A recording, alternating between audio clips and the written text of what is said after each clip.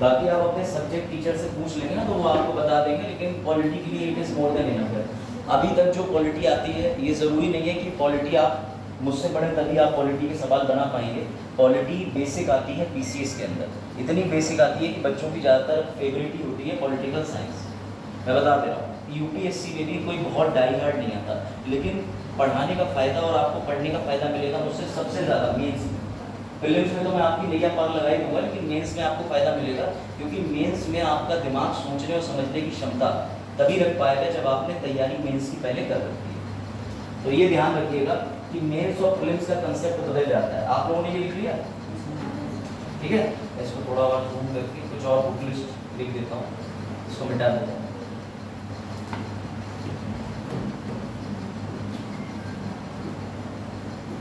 ठीक है, अगला लिख लीजिए आप पर्यावरण।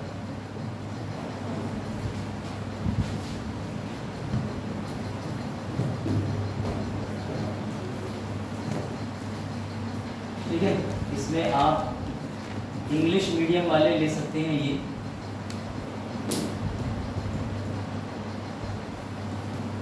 और हिंदी मीडियम वाले बच्चे ले सकते हैं, इसके नोट्स आते हैं मार्केट।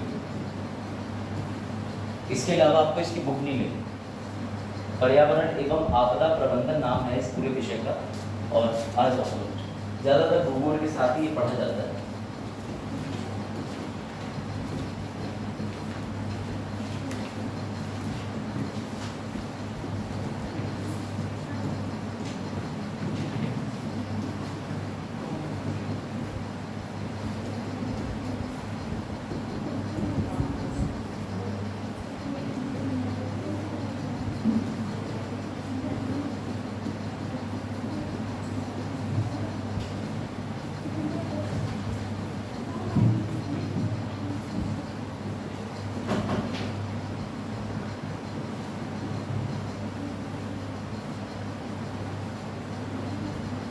करंट की टेंशन मत लीजिए। करंट के लिए मैं द हिंदू और इंडियन एक्सप्रेस की जो भी खबरें निकलती हैं पॉलिटी की, वो आपको अपने लेक्चर में ऑलरेडी बताता चलूँगा, तो इससे निश्चिंत रहिएगा।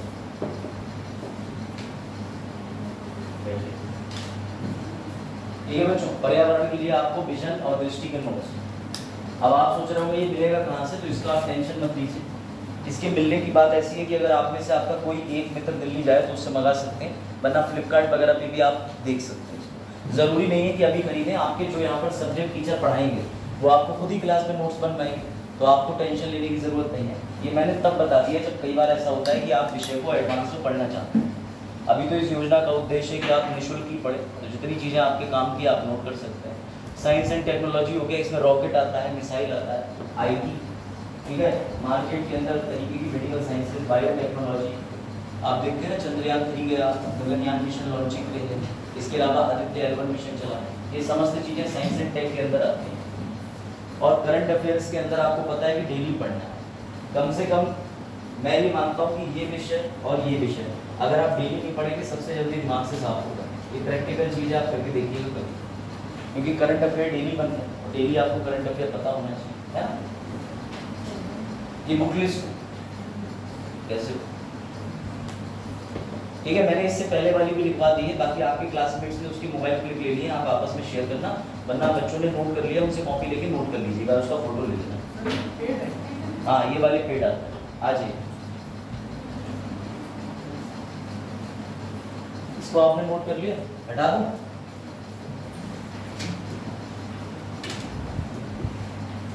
ठीक, चलिए शुरू करें। अब देखिए यहाँ पर मैं आपको पहले बता दे रहा हूँ, ये टॉपिक फंडामेंटल राइट मुझे अलॉट हुआ है ऊपर से।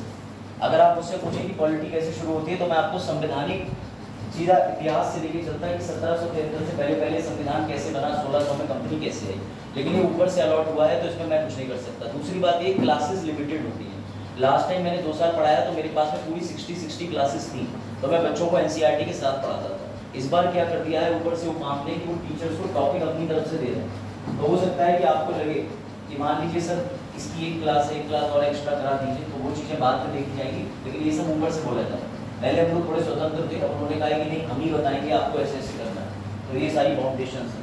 तो उसका बस खामियाजा ये होगा कि जोक्स कम होंगे, थोड़ी सी क्रिएटिविटी कम होगी, लेकिन आपको प्योर टॉपिक मिलेगा, कंटेंट पूरा मिलेगा, ठीक है।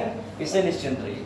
बाकी क्लास के अंदर नोट मेकिंग आपको खुद करनी है, ठीक है, नोट्स अपने खुद बनाना फ्लो चार्ट के माध्यम से। एमसीक्यू में क्लास में आपको बता दूंगा, एमसीक्यू यही लगाना। मेंस का एक क्वेश्चन आपको डेली मिलेगा, ठीक है, और किसी भी हाल में 9 बजे ही आना है, जब तक टाइम आप बगल से चेंज ना करा दें, ठीक है। अगर आपको कोई इशू है टाइम की तो आज जाकर के बात कर लीजिएगा हमारे कोऑर्डिनेटर जी से। इसके अलावा अभी जो 9 बजे का टाइम है या 10 बजे भी हो जाता है या 8 बजे हो जाता है, तो आप मेरे आने से 2 मिनट पहले यहाँ पर आ जाएं क्लास, और जिसे अपना आंसर चेक कराना है वो कम से कम 8:50 तक आ सकता है, तो मैं उसका आंसर यही चेक कर दूँगा, इवेल्युएट कर दूँगा, ठीक है। कोई इशू किसी को? जो बच्चे मुझे नहीं जानते बता दो, मेरा नाम अभिषेक मिश्रा है, ठीक है।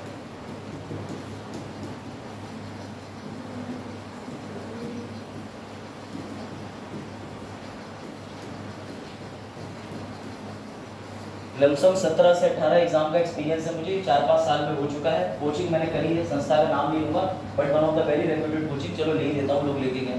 जैसे आप लोगों ने सुना होगा बाजीराम एंड रवि, ठीक है ना, it is one of the best coaching, तो वहाँ से मैं स्टूडेंट रहा हूँ और एक्स कंटेंट डेवलपर भी वहाँ का रहा हूँ, ठीक है। तो ये ध्यान रखिएगा, आपको जो भी कंटेंट मिलेगा ऑलमोस्ट एक अच्छी जगह से फाइन मिलेगा, उसकी चिंता मत कीजिए। चलो वही शुरू करें। कल हम लोग क्या पढ़ रहे थे? अब जो लोग आज आए हैं उन्हें समझ में नहीं आएगा कि अमरीश पुरी कौन था, शाहरुख खान कौन था, और जो है सिमरन जा चुकी है। इसलिए मैं कहता हूँ कि पहले लेक्चर कभी मिस नहीं करना चाहिए। तो आज DDNJ जो शुरू होगी वो दोबारा से मैं रिपीट कर दे रहा हूँ, आज ध्यान से सुन लीजिएगा, ठीक है, तब आपको समझ आ जाएगा। स्पीड ज़्यादा लगे बताइएगा, थोड़ा स्लो चलूँगा मैं। फोकस 100% बनाने का प्रयास करना। वनडे एग्जाम के लिए मैं नहीं पढ़ाता हूँ, लूसेंट नहीं पढ़ाता, मैं पढ़ाता हूँ प्रॉपर UPSC और PCS के लिए। आ जाओ। तो भैया कहानी है मौलिक अधिकार की, मेरी बात समझिएगा बड़े ध्यान से। आप लोगों ने कई बार सुना होगा अधिकार अधिकार अधिकार, याद रखिएगा मौलिक अधिकार का सीधा मतलब ये होता है वे सारे अधिकार जिनके बिना मानव जीवन संभव नहीं। सिंपल सी बात है, रोटी कपड़ा मकान। लेकिन सर सरकार ने इसमें रोटी कपड़ा मकान की तो बात ही नहीं करी, क्योंकि बेटा अंग्रेजों ने तुमसे रोटी कपड़ा मकान ही नहीं छीना था, तुमसे छीनी थी अभिव्यक्ति की आज़ादी। वो तुम्हें किसी भी कहीं पर जाकर के अपनी आवाज़ रखने नहीं देते थे। नौकरियों में कोई रिजर्वेशन छोड़ो, नौकरी नहीं देते थे। अगर ऊंची जाति नीची जाति के साथ में जात पात करती थी तो जारी रखते थे। तो बेटा याद रखना, जिस दिन हमारा संविधान बना, बाबा साहब ने कहा कि ऐसा कोई भी नागरिक नहीं रह जाएगा जिसे मैं अधिकार नहीं दूंगा। तो बाबा साहब ने कौन से भाग में डाल दिया अधिकार? भाग 3। अब मैंने आपको इसके अंदर चीजें जो पढ़ाई है कल, मैं रिपीट करा दे रहा हूँ। सबसे पहले हमने ये जाना, सबसे पहली बार विश्व में ऐसा कौन सा देश है जिसने मौलिक अधिकार दिए होंगे? जल्दी बैठो। विश्व में ऐसा कौन सा देश है? मेरी बात समझिएगा, इंटरव्यू के क्वेश्चन भी यही से उठते हैं, ठीक है। एग्जामिनर UPSC और PCS में आपकी अप्रोच जानना चाहता है। अप्रोच का मतलब ये होता है कि वनडे वाले एग्जाम के टीचर क्या करते हैं, वो आएंगे कहेंगे मौलिक अधिकार, एक छोटी सी कहानी सुनाई, भाग 3 अनुच्छेद 12 से 35 आगे बढ़ गए। लेकिन जब आप UPSC में या PCS में इंटरव्यू देने जाओगे तो ये आपसे पूछेगा क्वेश्चन जिसके लिए आपको समझ होना चाहिए कि अधिकार आए कहाँ से। तो समझिएगा, विश्व में पहली बार बेटा जो मौलिक अधिकार आए थे वो कहाँ पर आए थे? इंग्लैंड में। कहाँ पर आए थे? इंग्लैंड में। मैं आपको स्टोरी दोबारा समझा दे रहा हूँ, ध्यान दीजिएगा। सबसे पहले क्या हुआ,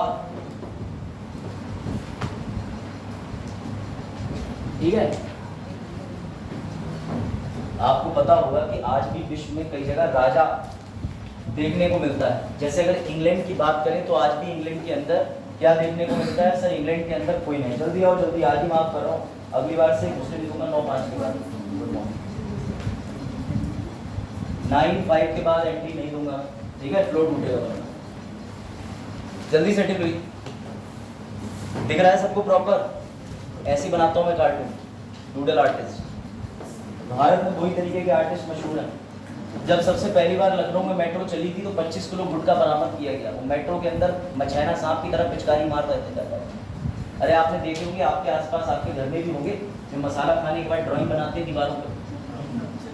तो अगर ऐसा कोई किसी को शौक है तो छोड़ दो, क्योंकि वो कार्सिनोजेनिक है, कैंसरकारी होता है।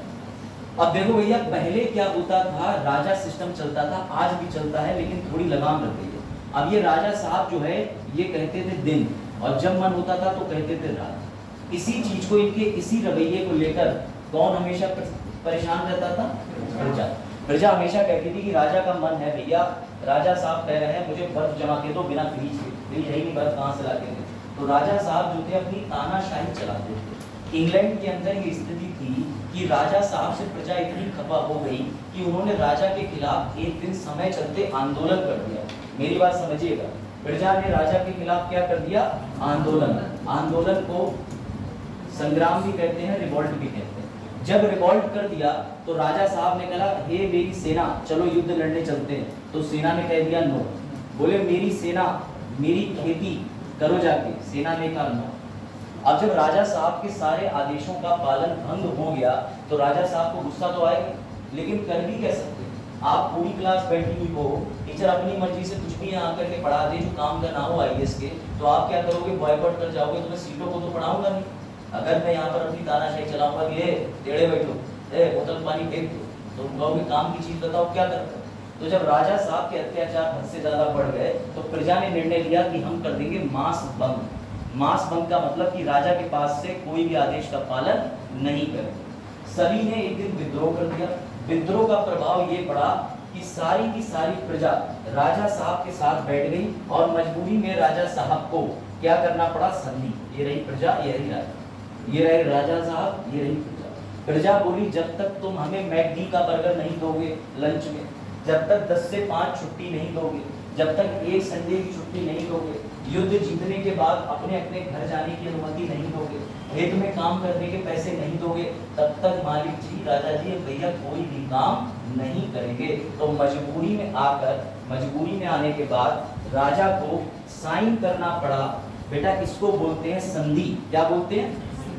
और इसी संधि को प्यार से यूपीएससी कई बार पूछ चुका है, इसे बोलते हैं मैग्ना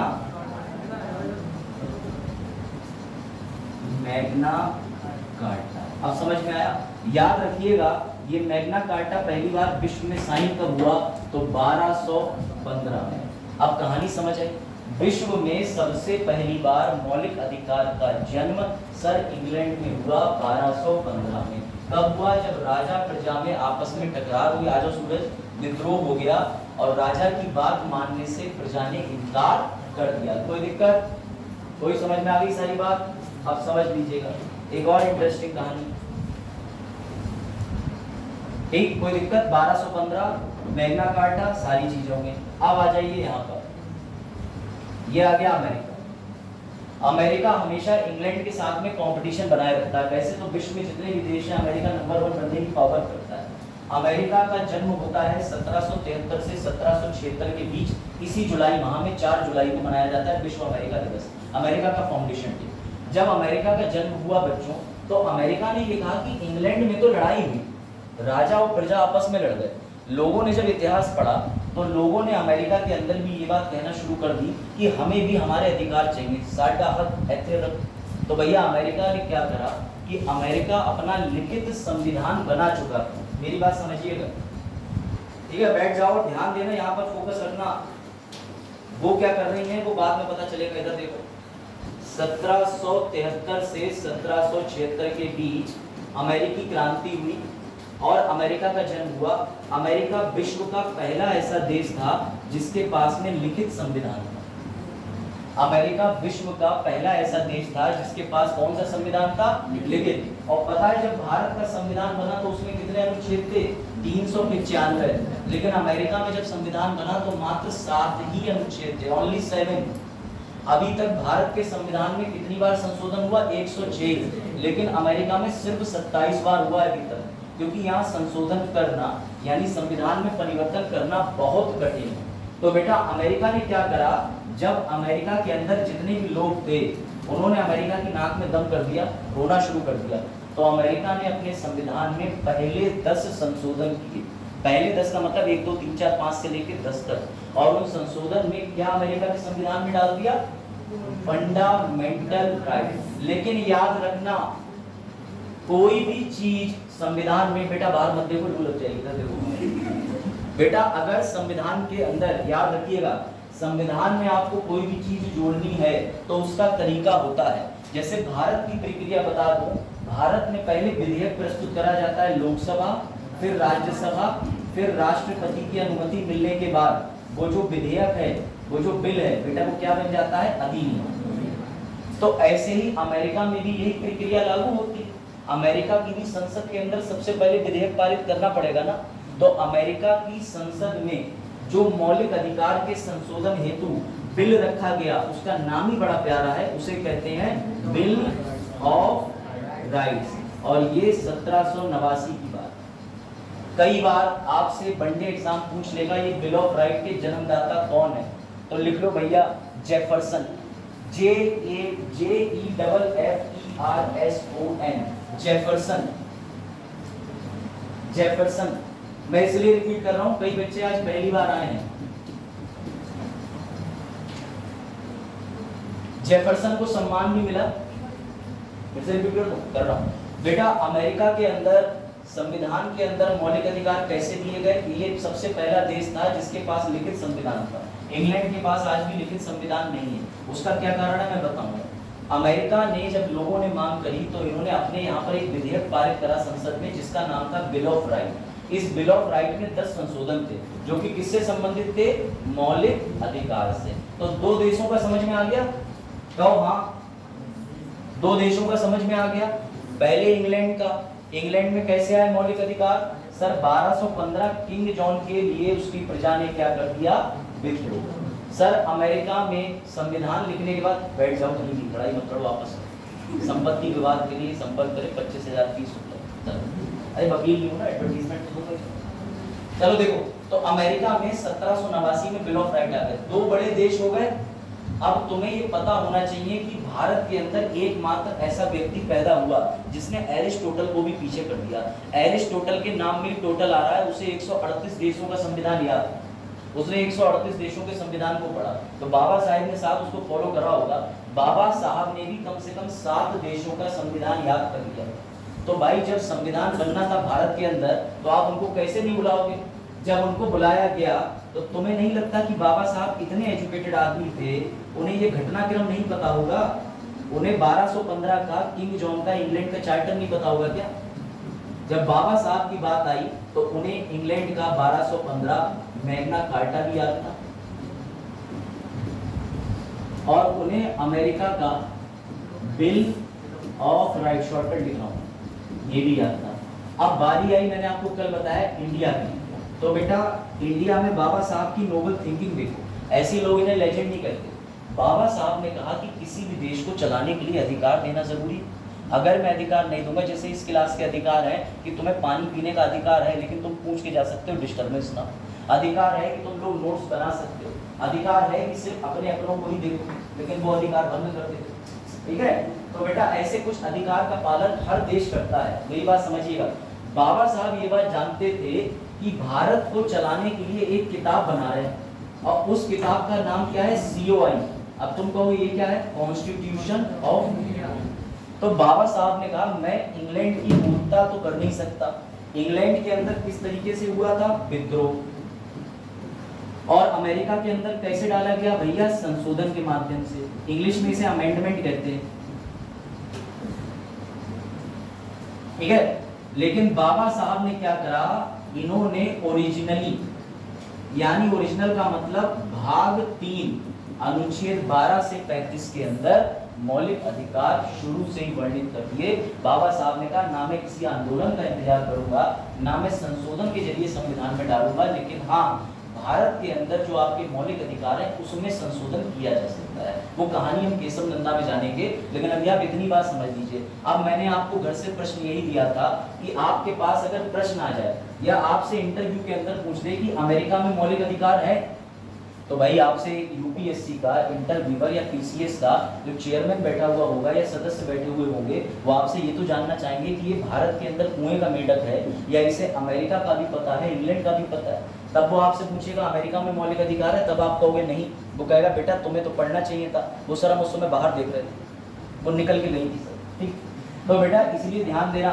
लड़कों खासकर तुम रिक्शा तुरंत निकलवा देते हैं घर वाले, 25,000 डाउन पेमेंट होता है, समझ आए बात को। ये रिक्शा 200 रुपये दिहाड़ी मिलेगी, देखो मेरे घर वाले वही रंग की देते हैं, इसीलिए पता मुझे।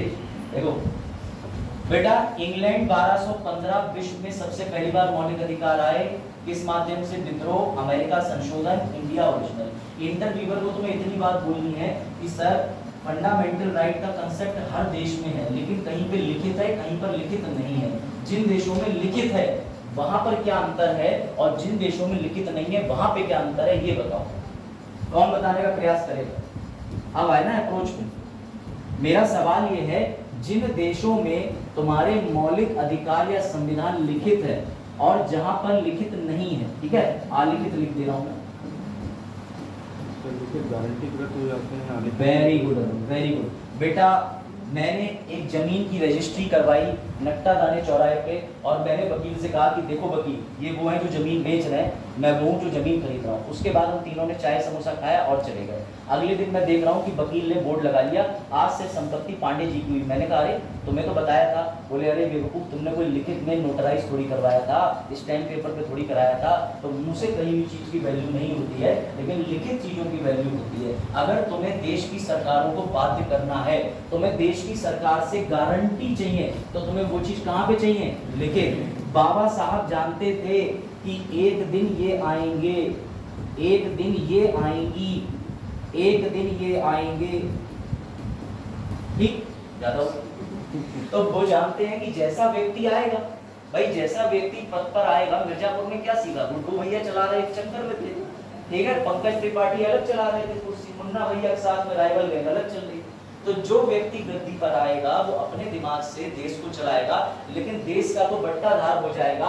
अगर इस व्यक्ति ने कह दिया आज दिनांक 8 नवंबर से जियो की सारी सिमें बंद करी जाती हैं, तो तुम तो 4 बजे कॉल का इंतजार कर रहे थे, फिर जियो की सिम ही बंद हो जाएगी, तो बात कैसे होगी? तो समझे, ऐसी तानाशाही ना हो सके, इस वजह से बाबा साहेब लिख के चले गए अनुच्छेद 12 से 35 के अंदर ऐसे अधिकार जो तुमसे छीने नहीं जा सकते।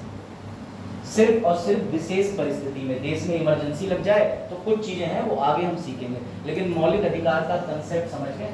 यानी आज कोई भी सरकार आके दावा कर दे हम संविधान बदल देंगे, बदल दो, तुम मौलिक अधिकार खत्म नहीं कर सकते।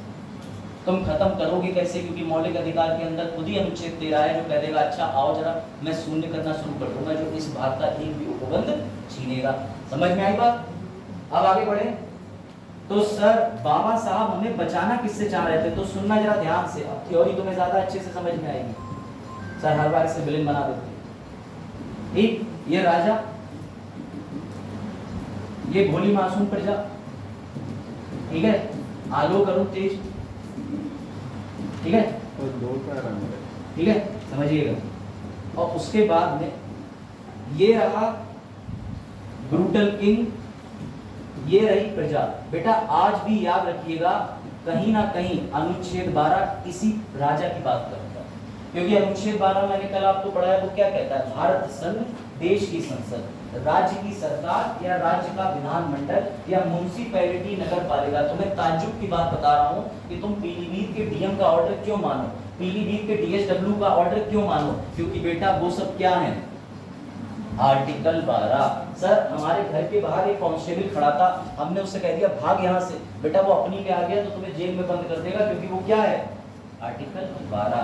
बिकॉज उसे तुम्हें पकड़ने, पीटने, मारने या निर्देश देने की शक्ति क्यों मिली है? क्योंकि वो किसका भाग है? आर्टिकल 12। और आर्टिकल 12 का मतलब यहाँ राज्य, याद रखिएगा राज्य को। कोई भी बच्चा कंफ्यूज ना हो, वो समझे कि राज्य का मतलब उत्तराखंड, उत्तर प्रदेश। भैया ऐसा राज्य की बात यहाँ भाग 12 में नहीं हो रही, अनुच्छेद 12 में। यहाँ राज्य का मतलब होता है कार्यपालिका, विधायिका, न्यायपालिका। सर कार्यपालिका कौन होती है? डीएम साहब, जिन्हें एमएलए एमपी बिल पास करके बाध्य कर देते हैं कि तुम्हें सुख शांति बनानी। पुलिस कौन होती है? कार्यपालिका। डीएम कौन होता है? कार्यपालिका। सर संजय भैया कौन है? विधायिका। सर एक दो और हमारे आसपास में विधायक रहते हैं, हमारे मामा वो कौन है? सर वो भी कौन है? वो भैया विधायिका। सर आप किसकी तैयारी कर रहे हैं? न्यायपालिका, सबसे सर्वोच्च न्यायपालिका। कौन विभाग को ले लूंगे? समझिए। तो बेटा समझिएगा आर्टिकल 12। अब देखिए बाबा साहब की बात, ये थी प्रजा, ये हो तुम सिटीजन। तो बाबा साहब ने कुछ नहीं करा, बाबा साहब ने आर्टिकल 12 इसको बोला और बताया कि ये कभी भी अत्याचार ना कर पाए मासूम प्रजा पे, इसलिए जस्ट बाद में एक आर्टिकल डाल दिया 13। ये आर्टिकल 13 साफ कहता है कि इस विधि द्वारा राज्य ऐसा कोई भी प्रावधान नहीं कर सकता जो इस भाग के उपबंध को कम करता हो या छीनता हो। अगर कम करने की या छीनने की कोशिश करी तो याद रखिएगा आप कहां जा सकते हो, हाई कोर्ट या सुप्रीम कोर्ट। क्या हुआ बेटा, जल्दी कैसे आ गया, कैसे जल्दी आ गया आपको अगले लेक्चर के लिए। चलो बैठो। सर वो रिक्शे वाले ने हमें लेट छोड़ा, 5-5 रुपए तय करोगे तो ऐसा ही होगा, 10 रुपए चल रही है सवारी। ये बात आई समझ में, कंसेप्ट समझ गए। चलो भैया लो अब आ जाओ इधर। अब तुम्हारे दिमाग में एक चीज और आएगी, सर आपको नहीं पता आर्टिकल 13 में ना हमने बहुत पहले कहीं पढ़ा था, एक चीज लिखी हुई है, आप नहीं बता पाओगे, हमारे दूसरे वाले आएंगे वो बताएंगे, ठीक है। चलो भैया अब आज तुम्हें एक नई चीज और बता दे रहा हूँ। कोई बता सकता है ये न्यायिक समीक्षा क्या होती है? बहुत सुना होगा तुमने जुडिशियल रिव्यू, कोर्ट ने न्यायिक समीक्षा कर दी। तुमने ये भी सुना होगा अखबार में कि सुप्रीम कोर्ट ने मामले की सुनवाई खुद से कर दी। अच्छा, कोई भी मामला होता है तो उसकी सुनवाई सुप्रीम कोर्ट, हाई कोर्ट स्वयं भी कर सकते हैं, लेकिन वो कर क्यों सकते हैं, उन्हें शक्ति कहां से मिलती है, जरा ये बताओ भाई। सोचने की बात है, सोचने की बात है कि नहीं है? अब ध्यान से समझिएगा, इस बॉक्स को बनाना और मेरी तरह ही बनाना, इसमें लिखना ई, इसमें लिखना एल और यहाँ लिखना जे। अरे सर आपकी ड्राइंग तो छोड़ो, आपका विजन भी नहीं सही है, इसके अंदर आना चाहिए ना। मैं फिर से कह रहा हूँ, बॉक्स में ई एल जे। सर क्यों? क्योंकि अनुच्छेद 12 के अंदर लिखा हुआ है कार्यपालिका, विधायिका, न्यायपालिका। लेकिन जरा तुम अपना कॉमन सेंस लगाओ, अगर मैं इन तीनों को बराबर बोल दूंगा तो फिर डीएम साहब, जज साहब को फोन करके कहेंगे तू और मैं बराबर लेवल के आदमी है, हिम्मत भी मत करना, मैंने जो जमीन कब्जाई है उसको निरस्त करने की। समझ रहे हो? जज साहब डीएम साहब को तो ऑर्डर दे सकते हैं, लेकिन डीएम साहब कभी भी न्यायपालिका को नहीं दे सकता ऑर्डर। क्यों? क्योंकि बेटा भारत के संविधान में अनुच्छेद 13 के अंदर ये दो, ये वाला ये साफ कहता है कि जब भी न्यायपालिका न्यायालय के अंदर आदेश सुनाएगी तो वो आर्टिकल 12 का भाग नहीं होगी। वैसे आर्टिकल 12 में आएगा, लेकिन जिस दिन जज साहब डाइस पे बैठ के जजमेंट डिलीवर कर रहे होंगे, he is not a part of article 12। बात आई समझ में? इसका बेस्ट तरीका है बॉक्स बना के जे को ऊपर उठा के लिखो और लिखो कि न्यायपालिका अनुच्छेद 12 के अंतर्गत है, परंतु जब भी वो न्याय संगत या फिर जब भी किसी भी बात में क्या कर रहा होगा, जजमेंट दे रहा होगा या कोर्ट की हियरिंग कर रहा होगा, तो जज आर्टिकल 12 के अधीन नहीं आएगा। सर ये सुप्रीम कोर्ट ने बोला तो होगा, तो केस का नाम लिख लो, मिर्जाकर केस, MIRZAKAR, मिर्जाकर बनाम गुजरात संघ। ये गुजरात में केस में जब ये मामला सुप्रीम कोर्ट तक पहुंचा तो सुप्रीम कोर्ट को बताना पड़ा कि डीएम साहब भी अभिषेक मिश्रा PCS जे को, जो कि बिल्कुल ताजा जज बने हैं, उन्हें भी फोन करके नहीं कह सकते कि जज साहब चालान छोड़ दो, उल्टा वो कह देगा how dare to call DM साहब। डेट लिख लो 1987।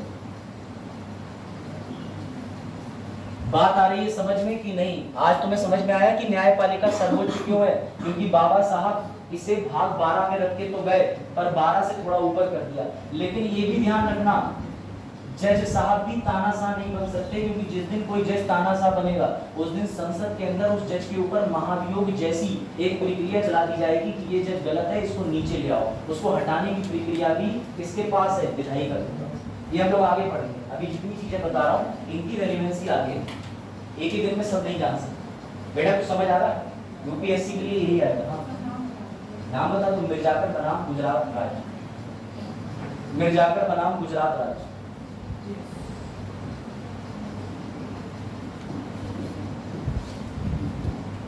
और फ्लो चार्ट बच्चे ऐसे बनाएंगे, ऐसे ऐसे बना लिया करो। आर्टिकल 13 सर ने पढ़ाया, उसके अंदर सर चीख के कई बार कह रहे थे राज्य। इस राज्य का मतलब क्या होता है? तो इस राज्य का मतलब होता है ELJ। और फिर सर ने हमें ये बताया कि ये ELJ ऐसे लिखना है, और उसके बाद में E का मतलब क्या है? अंग्रेजी वालों एग्जीक्यूटिव। हाँ पूछो। हाँ यार सॉरी 12। वेरी गुड, बच्चे सो भी नहीं रहे क्लास में। ठीक है, 12 के अंदर क्या है? राज्य। राज्य में कौन आता है? E एग्जीक्यूटिव, L से वेरी गुड, और J से जुडिशरी, लेकिन J ऐसे बनाना, जुडिशरी माने न्यायपालिका। और जो भी ये आप मेंस में सीधे बना के आए बॉक्स, और इस बॉक्स के नीचे एक्सप्लेनेशन लिखें, केस का नाम लिखें। जो भी व्यक्ति कॉपी चेक कर रहा होगा वो समझ जाएगा कि लड़का कहना क्या चाहता है, ये लड़की कहने क्या चाहती है। फिर आयोग की चेयरपर्सन का रिश्ता आएगा तुम्हारे ऊपर। उल्टा भी हो सकता है कि तुम इतना गंदा लिखाओ कि वो तुम्हारे लिए सुपारी दे दे, इस बच्चे को गोली मरवा तो समझ सकता है। ऐसा होता नहीं। अच्छा, सिर्फ फेक सर्टिफिकेट ही बनवाया नहीं था, बड़ा ग्रोथ हुआ। हाँ, अभिषेक सिंह पे, अभिषेक के आगे सिंह भी बोलो। जैसे त्रिपाठी पहले कुछ और बोल देते हो। ये लिखा बेटा, इस राज्य की शक्तियां, अब देखो आयोग कितना होशियार है, वो तुमसे ये नहीं कहेगा कि आर्टिकल 12 की तानाशाही को कौन रोकता, क्योंकि वहां आयोग जो होते हैं वो अपने 70-80 साल का, 60 साल की उम्र में अनुभव ले चुके होते हैं, 200 साल का, क्योंकि उनका कोई काम नहीं होता। 10 से 5 ऑफिस के बाद या तो अखबार पढ़ते हैं या किताबें पढ़ते हैं। तो वो तुमसे कहेंगे आर्टिकल 12 की शक्ति, करंट ज्यादा आ रहा है, पावर कम करने के लिए कौन सा आर्टिकल लागू किया जा सकता है। सवाल समझो, इंटरव्यू का सवाल हो सकता है कि आर्टिकल 12 राज्य की शक्तियों को कम करने के लिए या नियंत्रित रखने के लिए कौन सा अनुच्छेद मौलिक अधिकार में दर्शाया गया है, बताओ। वेरी गुड, जो बच्चे कंसेप्ट समझते हैं।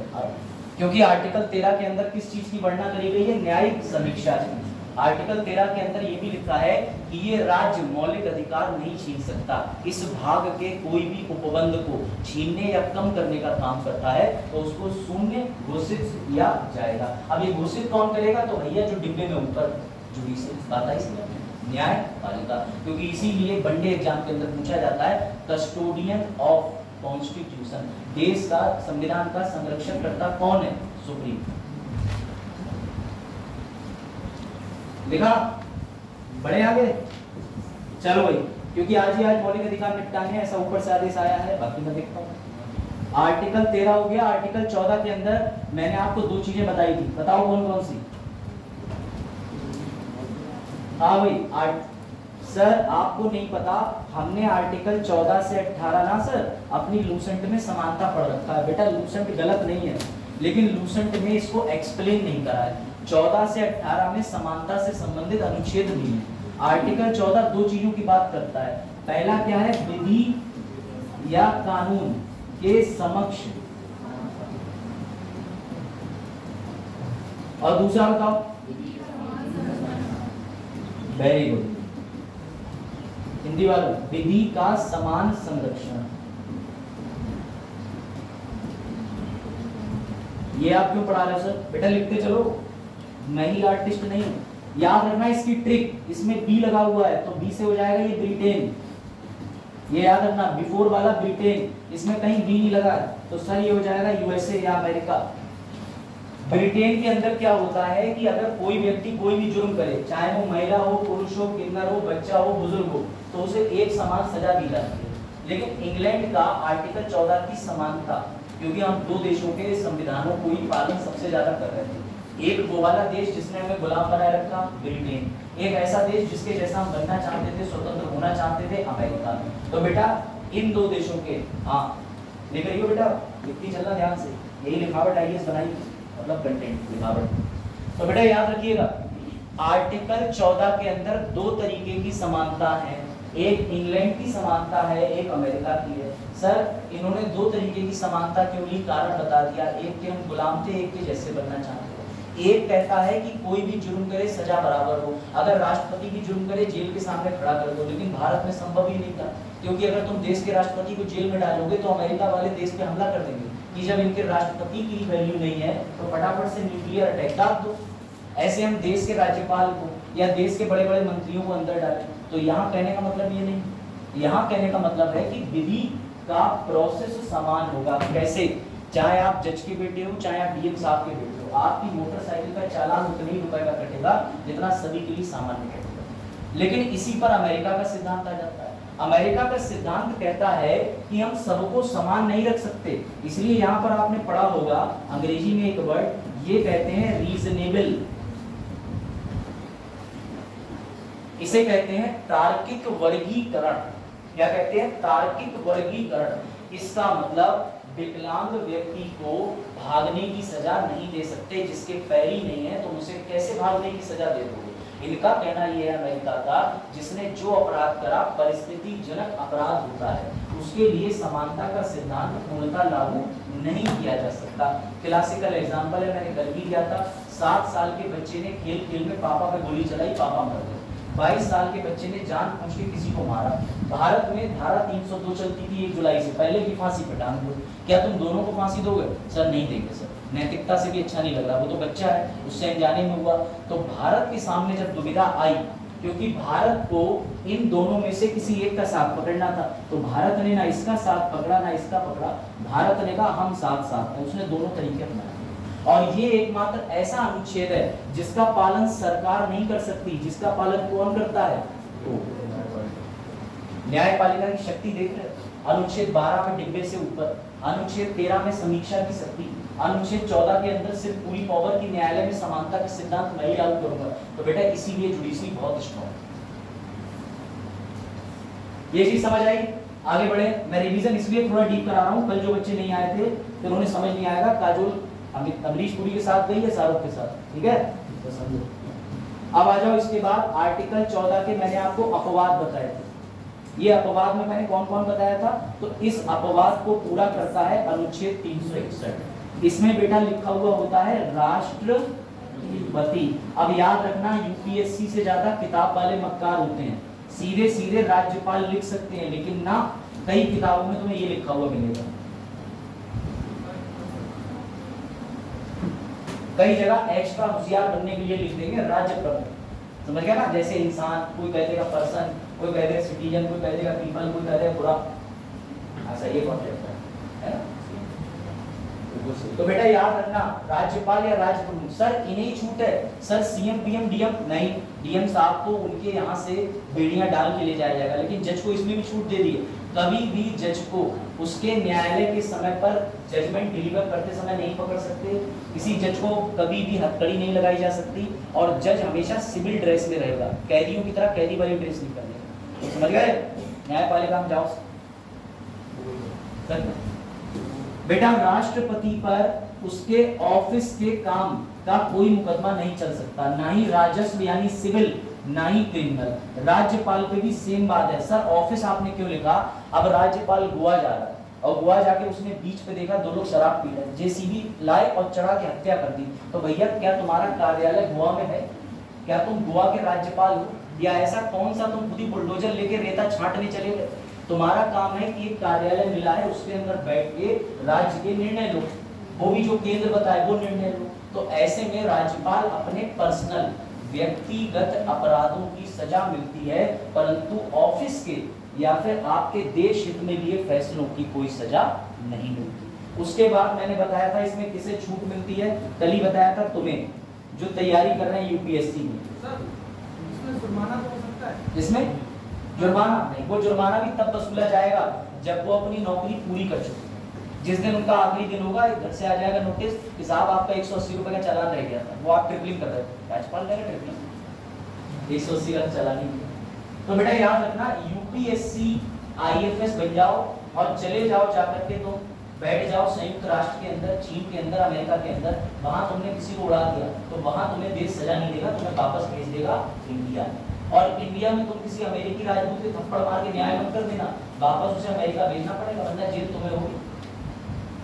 ये सम्मान होता है। रामायण में भी बोला गया है, अलग अलग महाग्रंथों में भी बोला गया है कि कभी दूत को नहीं मारना चाहिए, दूत को वापस उसके देश भली भांति छोड़ देना चाहिए। और ये जितनी भी चीजें लिखी गई हैं इनके लिए कोई ना कोई काव्य, धर्म, वेद, पुराण और भी आपका भी धर्म, हिंदू मुस्लिम सिख ईसाई सबके धर्म लगे हैं, तो जाकर के सेकुलर बने हैं। समझ गए? बोले बंदा एक ही जात पे कह देगा सब बीजेपी बने। ठीक है, ये बात आई समझ में या नहीं आई? सर हमने ये सुना है कि हमारे देश में एक सांसद है, सांसद, उन्हें भी छूट होती है, लेकिन इन्हें सिर्फ संसद भवन के अंदर छूट होती है। ये बात राहुल गांधी भूल गए। राहुल गांधी ने बाहर भी जाके कह दिया, एक ही जातिगत नाम के लोग सबके सब चोर होते हैं, देख लो वो भाग गए हीरा लेके, वो देश बेच रहे हैं। तो बेटा अगर उन्होंने यही बात इस क्लासरूम के संसद भवन के अंदर कही होती तो अनुच्छेद 105 के तहत उन्हें प्रिविलेज मिल जाता, विशेष अधिकार मिल जाता, लेकिन वो दहलीज पार करके मीडिया के सामने बोल गए। और जहां पर आपको विशेष अधिकार है लक्ष्मण रेखा के अंदर, लक्ष्मण रेखा के बाहर गए, रावण उठा ले गया, मीडिया आ गई तुरंत ही, मीडिया ने चला दी न्यूज, हो गया उनका बाय बाय। समझ गए? तो याद रखना सांसद को भी अधिकार प्राप्त है, लेकिन इम्यूनिटी उसकी कम है इनके कंपैरिजन में। अब अगला आ जाओ आर्टिकल 15। आर्टिकल 15 के साथ में केस आता है। केस का नाम क्या था?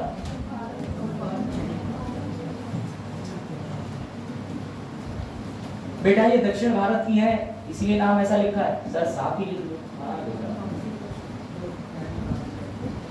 ठीक है?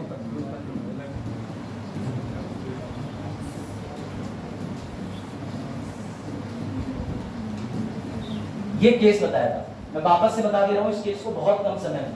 चंपाकम तुम्हारी तरह एक स्टूडेंट थी, उसने नीट का एग्जाम निकाला, पेपर लीक हो गया, ऐसा नहीं। सुनो, चंपाकम दुराई राजन एमबीबीएस करना चाहती थी, वो मद्रास की रहने वाली थी, यूनिवर्सिटी ऑफ मद्रास, क्योंकि तुम पीलीभीत के आसपास रहते तो तुम चले जाते यूनिवर्सिटी ऑफ बरेली, समझ गए? तो ऐसे ही वो यूनिवर्सिटी ऑफ मद्रास गई बिटिया, उसे वहां से कौन सी डिग्री लेनी थी? एमबीबीएस। उसने मद्रास यूनिवर्सिटी की एंट्रेंस परीक्षा निकाली। एंट्रेंस परीक्षा निकालने के बाद जब वो एडमिशन लेने गई तो मद्रास यूनिवर्सिटी ने कह दिया नो। बोली पागल हो गए हो, 100 सीटें हैं, मेरा रोल नंबर आया है 51, तो मुझे सीट क्यों नहीं दोगे? बोले बिटिया तुम 50 ले आती तो ठीक है, लेकिन ये जो 51 की बात है, क्योंकि हमने जो 50 सीटें हैं वो रिजर्व कर रखी हैं SC ST के लिए। अब यहाँ पर सबसे बड़ा सवाल आता है कि भारतीय संविधान में रिजर्वेशन की बात तो लिखी नहीं, वो कैसे नहीं लिखी है? समझ लो, आर्टिकल 15 से तो मैं अवगत करा दे रहा हूँ। आर्टिकल 15 तीन बातें कहता था, समझ लेना। 15 का पहला क्या कहता था? No discrimination. हर आर्टिकल के पास में राज्य लिखा होगा, तो ये मत समझ जाना कि यहाँ मद्रास राज्य की बात हो रही है। यहाँ किसकी बात हो रही है? राज्य माने कार्यपालिका, विधायिका, न्यायपालिका। बिटिया सोचो मत, आइए बनना तो इधर सोचो, इधर बाद में सोच लेना बबलू क्या कर रहे हैं। अरे भैया हमारे कुत्ते का नाम रंगराजन है, तो हम क्या कहें रंगराजन क्या कर रहे हैं? ऐसी बबलू गाय का भी नाम हो सकता है, भैंस का। ऑफेंड मत हो, मेरी बहुत चुपकी आदत है, समझ लेना। तुम्हारा एक छोटा भाई है, सब बड़ी हो। चलो देखो बेटा, आर्टिकल 15 ये बात कहता है भारत के संविधान में, तुम्हें पता है संविधान में आरक्षण देने वाले पंडित नेहरू थे। सर पंडित काय लगा रहे हो? दृष्टि के इंटरव्यू में डांट पड़ रही थी, वो इसीलिए कि बहुत से लोग बाबा साहब को उल्टा सीधा बोलते हैं कि उनने आरक्षण दे दिया। बाबा साहब जानते थे कि अगर मैं किसी को डिस्काउंट देता फिरूंगा तो उसकी क्वालिटी खराब हो जाएगी, तो बाबा साहब आरक्षण देने के पक्ष में नहीं थे। लेकिन समस्या ये बन गई कि उन्हें आरक्षण नेहरू जी के कहने पे देना पड़ा। गलती हो गई जब हमारे देश का संविधान लागू हुआ 26 जनवरी और 1950 को, ठीक है? बन के तैयार कब हुआ था? ठीक याद रखना, जब संविधान लागू हुआ तब क्या कहता था आर्टिकल 15? समझिएगा, भेदभाव नहीं करेगा राज्य किस पर?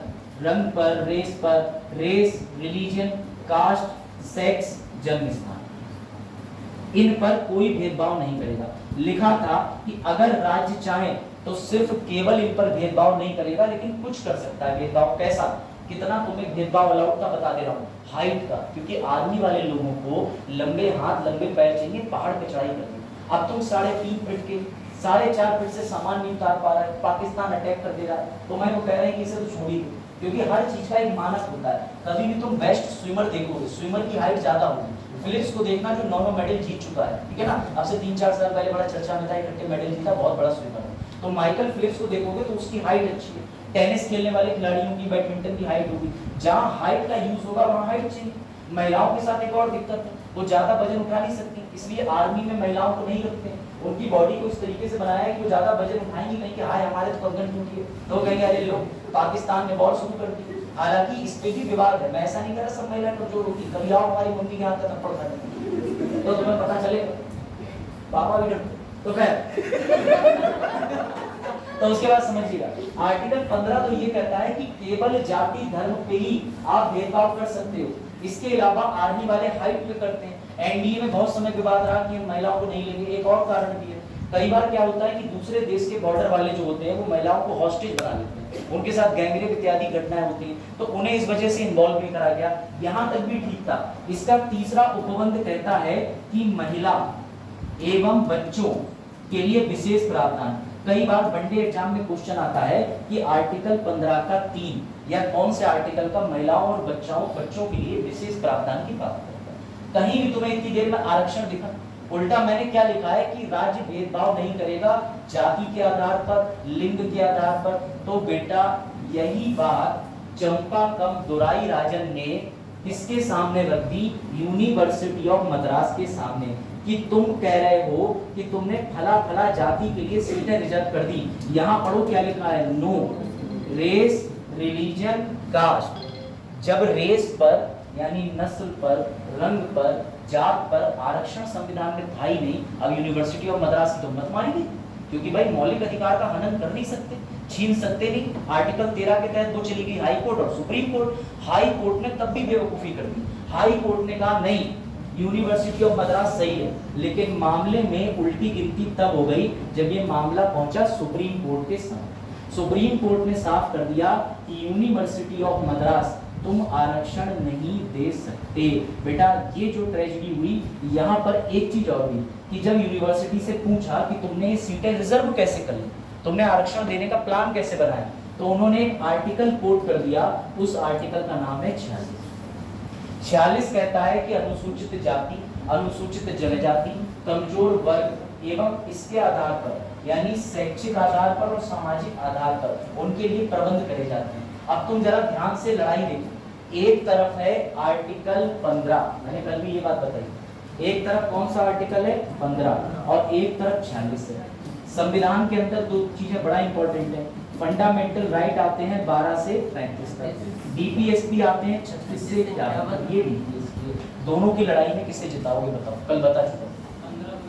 Very good. जो बच्चे ये कह रहे हैं कि मैं 15 को जिताऊंगा, बेटा सुप्रीम कोर्ट ने यही करा। इसका मतलब 1951 में देश में कोई आरक्षण नहीं था। ये बात बुरी लग गई पंडित जी, ऐसे मुंह लटका दे। पंडित जी रोते हुए गए अम्बेडकर जी के पास। अम्बेडकर जी मुस्कुरा रहे थे, क्योंकि अम्बेडकर जी को आरक्षण से फर्क ही नहीं पड़ता था। वो आपने सुनी होगी ना व्हाट्सएप वाली, शिक्षा शेरनी का दूध है, जो पिएगा दहाड़ेगा। भैया ऐसा उन्होंने कुछ नहीं बोला था, वो भीम आर्मी नैरेटिव चला रही है, समझ गए? उनने जो बोला वो तुम समझ जाओ। तो बात ही क्या है, उन्होंने बोला आरक्षण की जरूरत नहीं है, लोगों के लिए आरक्षण का कंसेप्ट क्या है वो जरूरी बताता हूँ। जब नेहरू जी पहुंचे, टोपी भी लगा दे रहे नेताजी अमर रहे, तो जब नेहरू जी पहुंचे बोले माय डियर फ्रेंड अम्बेडकर, मैं तो बड़ा उदास हूँ, मैं तो पहले दिन से ही आरक्षण देना चाहता था। तो अम्बेडकर जी बोले मैं भी समझ रहा हूँ, दलितों की संख्या का वोट बैंक इधर करना चाहते हो, बोले चलो ये भी इच्छा पूरी कर देता हूँ। तो इन्होंने ये कहा क्यों परेशान हो रहे नेहरू जी, ये संविधान किसका है? तो इन्होंने कहा हमारा। बोले तुम कौन हो? बोले मैं हूँ पीएम। पीएम मतलब लोकसभा की सबसे ज्यादा सदस्यता तुम्हारे पास, तो तुम चाहो तो एक बिल लाके इस संविधान के अंदर क्या कर सकते हो, संशोधन। और वही काम नेहरू जी ने करा। अगर तुमसे पूछा जाए आरक्षण कैसे दिया गया, तो देश के संविधान में पहला संशोधन हुआ था 1951 में। इसके तहत आर्टिकल 15 में जोड़ दिया गया 15 का 4, और ये चौथा क्लॉज कहता है कि अनुसूचित जनजाति, समझ गए? इसके अलावा यही अनुसूचित जाति और जनजाति, समझ गए? साथ में इन्होंने एक चीज और जोड़ दी जो विवाद हो गई कि अन्य पिछड़ा वर्ग को भी आरक्षण दिया जा सकता है। बात आई समझ में या नहीं? तो ये केस यूपीएससी पूछ चुका है, तो तुमसे सीधे पूछेगा कि आरक्षण से संबंधित लैंडमार्क जजमेंट बताएं, जो जजमेंट सब में फेमस है। आज 2024 को मैं आपको 1951 का केस क्यों पढ़ा रहा हूँ, क्योंकि ये लैंडमार्क जजमेंट है। हर व्यक्ति जीवन में हज करना चाहता है जो इस्लाम धर्म का, हम लोग 4 धाम करना चाहते हैं क्योंकि भैया हमारी पीढ़ी करती चली जा रही है। ऐसे ये सुप्रीम कोर्ट के 4 धाम, इसमें से एक धाम ये रहा, इसका नाम है चंपाकम दोराई राजन। जब भी रिजर्वेशन का कोई भी मैटर उनके सामने आता है, तो हमारे जैसे लॉयर और उनके यहाँ काम करने वाले कर्मचारी जज साहब के पास में ऐसे करके ये रख देते हैं कि ये रहा 1951 का केस, इसके विरोध में कोई फैसला देने से पहले सोच लेना, क्योंकि संविधान के 1951 की बुनियाद को हिला सकता है। बात आई समझ में या आई समझ? आगे बढ़े? 15/4 समझ गए? चलो अब थोड़ा सा आगे, थोड़ा तेज चलते हैं। सर आर्टिकल 16 क्या करता है? बहुत बढ़िया बात कहता है, नौकरियां। सर नौकरियां देने की बात करता है? नहीं, ये बात करता है नौकरियों में आरक्षण की। बेटा इसमें भी डायरेक्टली आरक्षण नहीं था। ये जो पहला संविधान संशोधन जोड़ा गया, इसका प्रभाव अनुच्छेद 16 पे भी पड़ा, और 16 बात करता है कि नौकरी देते समय, इसमें भी क्या लिखा है कि रंग, जाति, नस्ल, भेद, जन्म स्थान के आधार पर किसी भी व्यक्ति से भेदभाव नहीं करा जाएगा। लेकिन तब भी आर्टिकल 16 को संशोधित किया गया और इसमें आरक्षण के प्रावधान जोड़े गए कि कोई भी राज्य चाहे तो अपने यहाँ आरक्षण प्रदान कर सकता है। लिख लीजिएगा इस बात को भी कि कि 22.5% SC प्लस ST को आरक्षण है। ये फिगर नोट करिएगा जो अब मैं बता रहा हूँ। 15% SC, 7.5% ST, 27% OBC, ठीक है। इसके अलावा 10% EWS। लेकिन ये 10% EWS पे हम कभी भी चाहें तो इसको खत्म कर सकते हैं, लेकिन सर ये वाले ये नहीं खत्म कर सकते। और बेटा जब इनका आप टोटल करेंगे तो याद रखिएगा ये टोटल बनेगा 49.5% इनका। अब आप कहोगे सर 50% से ऊपर संविधान के अंदर लिखा है क्या जा सकता है? अभी इन सारी बातों को समझेंगे बड़ा मजेदार तरीके से। यहाँ तक कोई डाउट नए पुराने बच्चों को हो तो बताओ। मुझे बुक की जरूरत नहीं पड़ती, बुढ़ा हो गया हूँ पढ़ते पढ़ते, तो मैं पढ़ रही हूँ तो खरीदिएगा। फिर भी मैं तुम्हें कुछ संबंधित नोट्स प्रदान करूंगा, क्लास में नोट्स बनाने हैं सभी को लगते हैं, क्योंकि मैं जो बोल रहा हूँ वो कहीं तो तुम्हें लिखा हुआ भी चाहिए ना, वरना तो स्टोरी सुन के घर पे चले जाओगे। तो लक्ष्मीकांत की किताब जिस पे है वो भी उसको पढ़ सकते हैं। आज आप जाकर के मौलिक अधिकार का चैप्टर खोलेंगे, आपको मेरी लिखी एक एक बात तो नहीं लेकिन 99% चीजें मिल जाएंगी, क्योंकि 1% जो चीजें हैं वो मैंने अपने जुडिशरी के एक्सपीरियंस के दौरान सीखी, वो आपके काम है। हाँ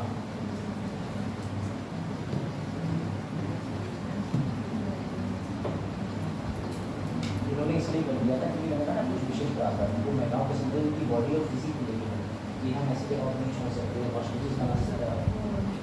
आप इसकी परमिशन देती कि सुप्रीम कोर्ट में फाइनली है करा दिया महिलाओं ने कहते हम सारे फिजिकल टेस्ट बात करेंगे। समझ गए? चलिए आगे बढ़े। आप समझिएगा जरा ध्यान से।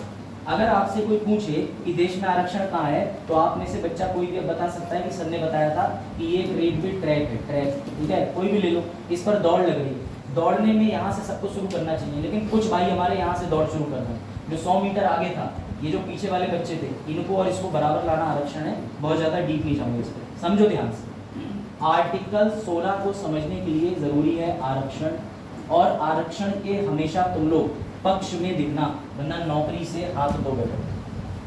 मेंस की कॉपी में आरक्षण से बस एक ही बात लिख सकते हो कि प्रशासनिक गुणवत्ता पर प्रभाव पड़ सकता है, लेकिन नेगेटिव कोई नहीं बोलेगा। कितने भी तुम जनरल के हो, कितने भी तुम्हारा सिलेक्शन 1 नंबर से रुका हो, कितने भी तुम्हारा अटेम्प्ट खत्म होगा, उसके पीछे कारण है, इसमें गलती तुम्हारी नहीं। तुम्हारे साथ ऐसा तो नहीं हो रहा ना कि तुम्हें एग्जाम देने से पहले बताया नहीं जा रहा कि 6 अटेम्प्ट मिलेंगे और 32 साल तक। ये तो तुम्हारी गलती है। 37 साल में कीर्ति सर की वीडियो देख के मोटिवेट हो रहे मऊ IAS बनोगे, तो ऐसा थोड़ी होता है। तो समझो बात। आर्टिकल 16 के अंदर आरक्षण समझने से पहले समझो कि जब हमारा देश था तो बेटा इस देश के अंदर रफ इंडिया है विद रिस्पेक्ट, इस इंडिया के अंदर कुछ वर्ग इधर रहता था, कुछ इधर रहता था, कुछ इधर रहता था, कुछ इधर रहता था। महाराष्ट्र के लोग उत्तर प्रदेश रहने क्यों आएंगे? आएंगे क्या? कभी नहीं आएंगे। हाँ क्या वो कुछ ठीक। गुजरात के लोग उत्तर प्रदेश नौकरी क्यों करेंगे? जब बेटा देश की स्थिति ऐसी थी कि देश में दंगे और सारी चीजें हो रही थी, तो आपको मैं बता दूं कि सभी जात को यानी सभी धर्मों को एक साथ रोक के रखना बहुत जरूरी था। बाबा साहब को ये काम करने का मौका मिला, उन्होंने बिना आरक्षण दिए आर्टिकल 1 का निर्माण करा। आर्टिकल 1 कहता है कि अगर कोई भी भारत से जुड़ गया तो कभी भी भारत से अलग नहीं जाएगा, लेकिन यहाँ पर एक ऐसा वर्ग था जिसके साथ शोषण लगातार हुआ था, और उस वर्ग का नाम था दलित वर्ग। दलित वर्ग के साथ ऐसा कोई भी प्रांत नहीं बचा जहां पर उनके साथ शोषण किया ना। अब जब उनके साथ इतना अत्यधिक शोषण हुआ तो जब आरक्षण की बात आई तो समझिएगा ये कहा गया कि यहाँ के दलित यहाँ के या कहीं भी हो 100% रिजर्वेशन दलितों को मिलेगा।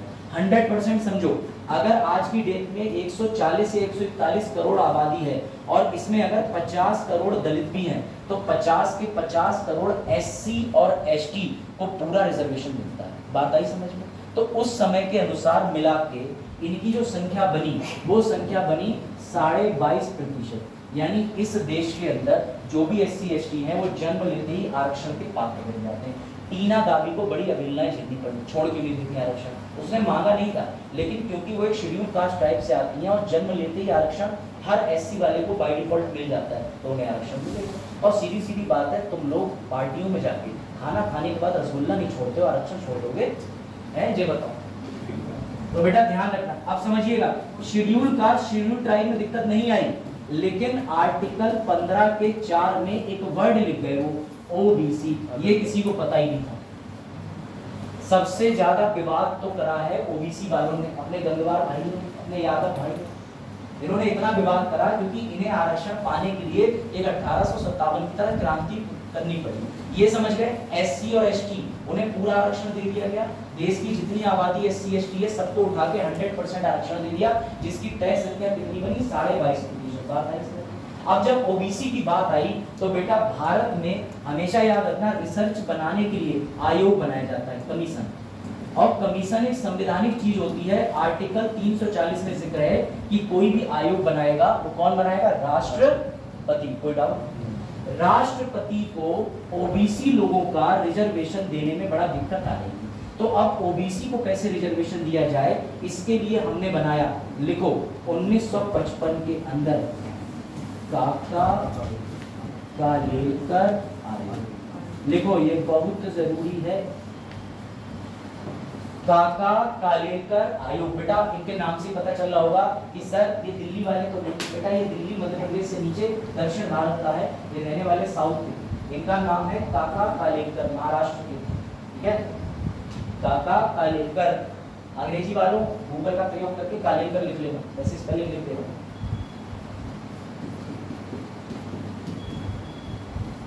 बेटा काका कालेलकर आयोग से कहा कि तुम्हें एक ही काम करना है, गली मोहल्ले में जाओ, लोगों से पूछो ये कौन है ओबीसी, कौन है ओबीसी, ऐसे करके ओबीसी बनाने का काम सौंपा। लेकिन समझो दिक्कत ये हो गई कि इस आयोग ने सारा का सारा डेटा किसके अकॉर्डिंग शेयर कर दिया? ये गया, इसने ओबीसी ढूंढे ही नहीं कि ये गंगवार क्यों बोला जाएगा, इसने ये बता दिया कि ये साहब सिंह लगाते हैं, ये लगाते हैं मिश्रा, ये लगाते हैं गुप्ता, ये लगाते हैं फला फला, ये लोग जनरल के हैं, और शेड्यूल कास्ट शेड्यूल ट्राइब ये है, तो जो बीच की बेल्ट बची उन्हें ओबीसी कह दो। ऐसे थोड़ी हो जाता है, ऐसे थोड़ी ना हो जाता है। काका कालेलकर आयोग ने ये अपनी घोषणा कर दी। खैर सरकारें आएंगी, सरकारें जाएंगी। बेटा दुख की बात ये हो गई, इस आयोग की सिफारिश लागू ही नहीं हो पाई, ये आयोग चला गया। उसके बाद एक नया आयोग बना, बता सकते हो क्या नाम था उसका? मंडल आयोग। ये मंडल आयोग क्यों बनाया? ये मंडल आयोग बनाया मोरारजी देसाई के टाइम। किसके टाइम में बना? मोरारजी देसाई। मोरारजी देसाई को तो जानते हो, इंदिरा जी से टक्कर लेने वाले मोरारजी देसाई, जिन्होंने 77-78 में सरकार चलाई, कुछ दिन बाद में गिर गई, फिर से आ गई इंदिरा जी। तो बेटा याद रखना सबसे पहला आयोग सर काका कालेलकर आयोग, किसके लिए? ओबीसी के लिए। उसकी राय मानी गई? सर नहीं मानी गई।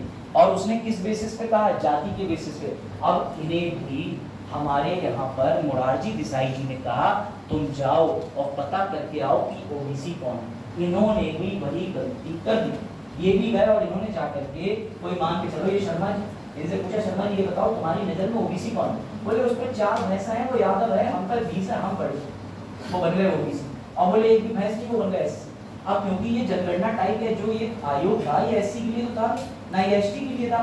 तो बेटा इस तरीके से मोहल्ले में पूछ के, गांव-गांव पूछ करके ओबीसी आयोग का गठन हो गया। अब लेकिन मजे की बात समझिएगा, इस ओबीसी के लिए जो दूसरा आयोग बना मंडल आयोग, जब तक कि इसकी सिफारिशों को लागू करा जाता, बेटा दुख की बात ये थी कि सरकार बदल गई।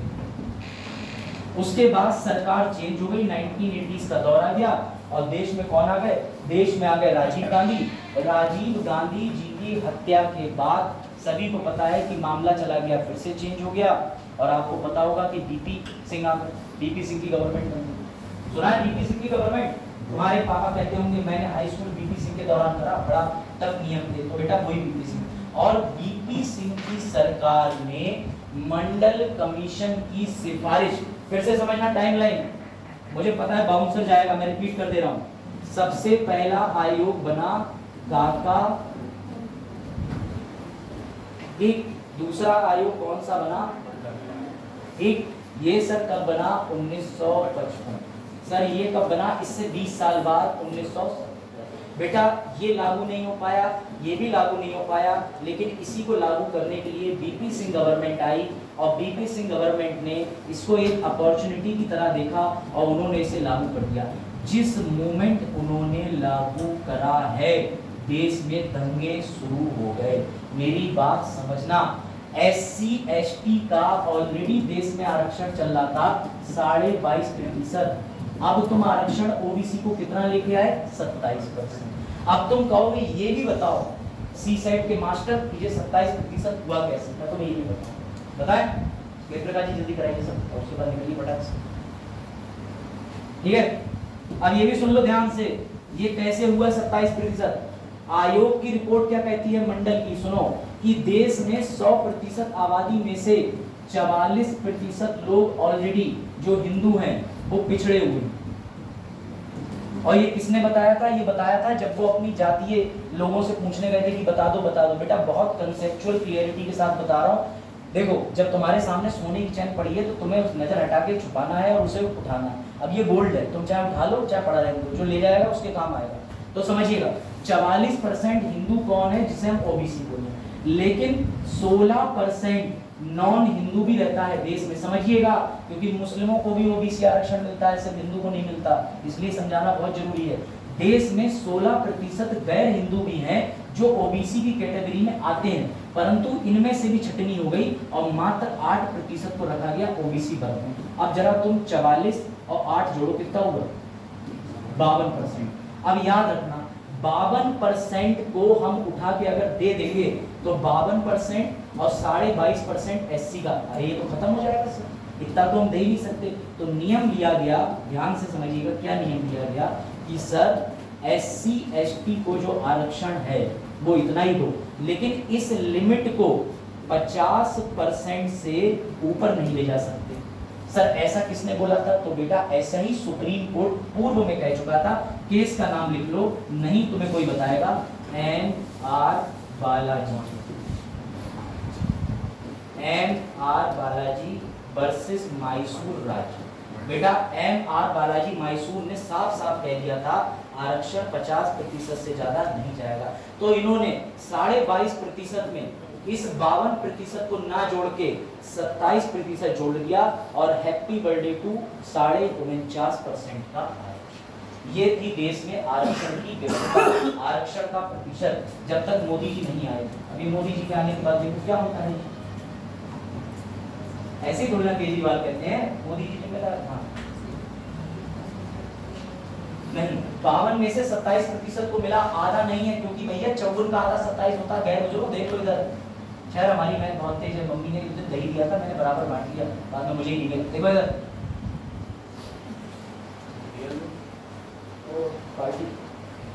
तो समझ गए, 22.5% SC ST, 27% OBC। बेटा याद रखना, हवाएं बदल जाए, डायनासोर दोबारा जन्म ले ले, कुछ भी हो जाए, ये OBC और SC ST का आरक्षण खत्म नहीं हो सकता, क्योंकि ये जो रिजर्वेशन दिया गया है, ये रिजर्वेशन दिया गया है क्लास को। किसे दिया गया है? क्लास को। सर ये क्या होता है? बेटा कभी भी ध्यान से पढ़ना, EWS की फुल फॉर्म में S का मतलब क्या है बताओ? सेक्शन का मतलब समझो। ये सभी के सभी बच्चे अपनी IAS और PCS की तैयारी के दौरान मुरादाबाद बैठ परीक्षा देने गए, 90 रुपए का टिकट लेके। इसका मतलब ये नहीं कि ये आलसी है और पैसे बचा रहे थे, पैसे तो होते ही नहीं है स्टूडेंट को। ये दुख है कि स्टूडेंट को पैसे जोड़ने पड़ते हैं। इधर वाली क्लास ले लो, बिजनेस क्लास, ये देने गए नीट की परीक्षा, अमीर लोग। ये हवाई जहाज का भैया टिकट करके चले गए। उधर वाला वर्ग और बढ़िया, बोले हम पैदल ही निकल जाएंगे, 25 किलोमीटर दूरी तो है मेरठ से, ठीक, वो अलग निकल गए। अब तुम ध्यान से समझना, पैसों के चक्कर, पैसों का चक्कर, पैसों का चक्कर।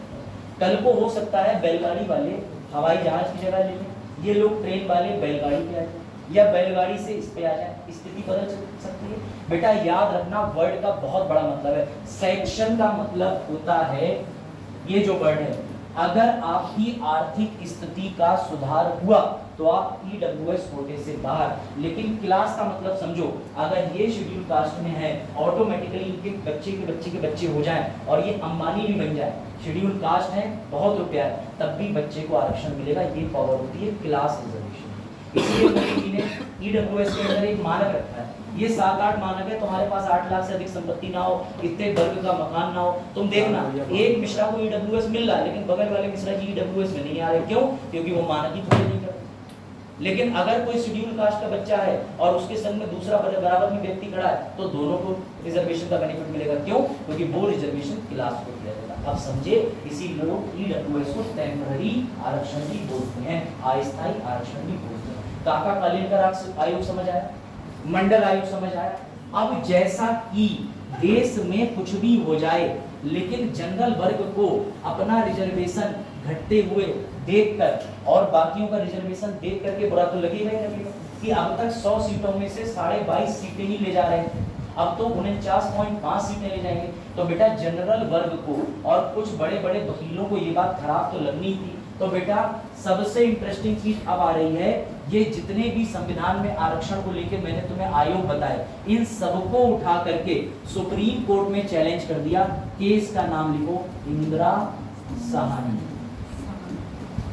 Versus union of India 1900। Indira Sahni case में मंडल आयोग की रिपोर्ट, काका कालेलकर आयोग की रिपोर्ट, अनुच्छेद 15(4) SC ST को दिया हुआ आरक्षण, 22% का आरक्षण, 27% का आरक्षण, जितनी भी सरकार के फैसले थे सब के सब उठा करके चैलेंज कर दिया। इसे बहुत प्यार से कई बार बोला जाता है मंडल केस। जी हाँ, यही मंडल केस है, क्योंकि मंडल आयोग के जस्ट बाद जो केस हुआ उस केस का नाम क्या था, इंदिरा साहनी। क्योंकि बीपी सिंह ने लागू कब करा, 1992 में, तो उसके अगले साल उन्हें कटाक्ष को प्रस्तुत करना ही था, इसलिए कब हुआ इंदिरा साहनी केस, 1993। मजा आ रहा है? ये मजा सबको देना चाहते हैं राहुल गांधी। अरे तुम लोग पॉलिटिकल जोक्स नहीं समझते, पढ़ा करो तुम लोग अखबार, ठीक है? अभी तुम पढ़ोगे तुम्हें काफी चीजें सीखने को मिलेगी। चलिए बेटा, इंदिरा साहनी केस में जज साहब के पास में, सुप्रीम कोर्ट के पास में मामला पहुंचा। बोले इन्होंने SC ST को आरक्षण दिया, हम चुप रहे। काका कालेलकर आयोग बनाया, हम चुप रहे। OBC आयोग बनाया, हम चुप रहे। अब ये कह रहे हैं नौकरियों में आरक्षण कर देंगे, वो भी छोड़ो।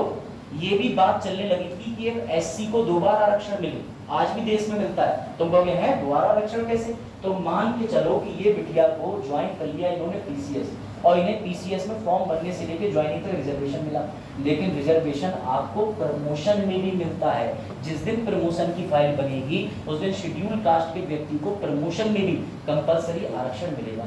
अब इंदिरा साहनी केस में जितने भी अधिकारी थे उन सब अधिकारियों ने अपनी तरफ से एप्लीकेशन फाइल कर दी। ये क्या बात है, तुम आरक्षण दे रहे हो, ठीक है, हम 20-20 साल से बैठे हुए हैं, सपना संजो रहे हैं कि नाम के आगे लग जाएगा IAS या हम बन जाएंगे सचिव, बन रहे साहब हमारे वो वाले व्यक्ति जो हमसे भी 2 साल बाद आए।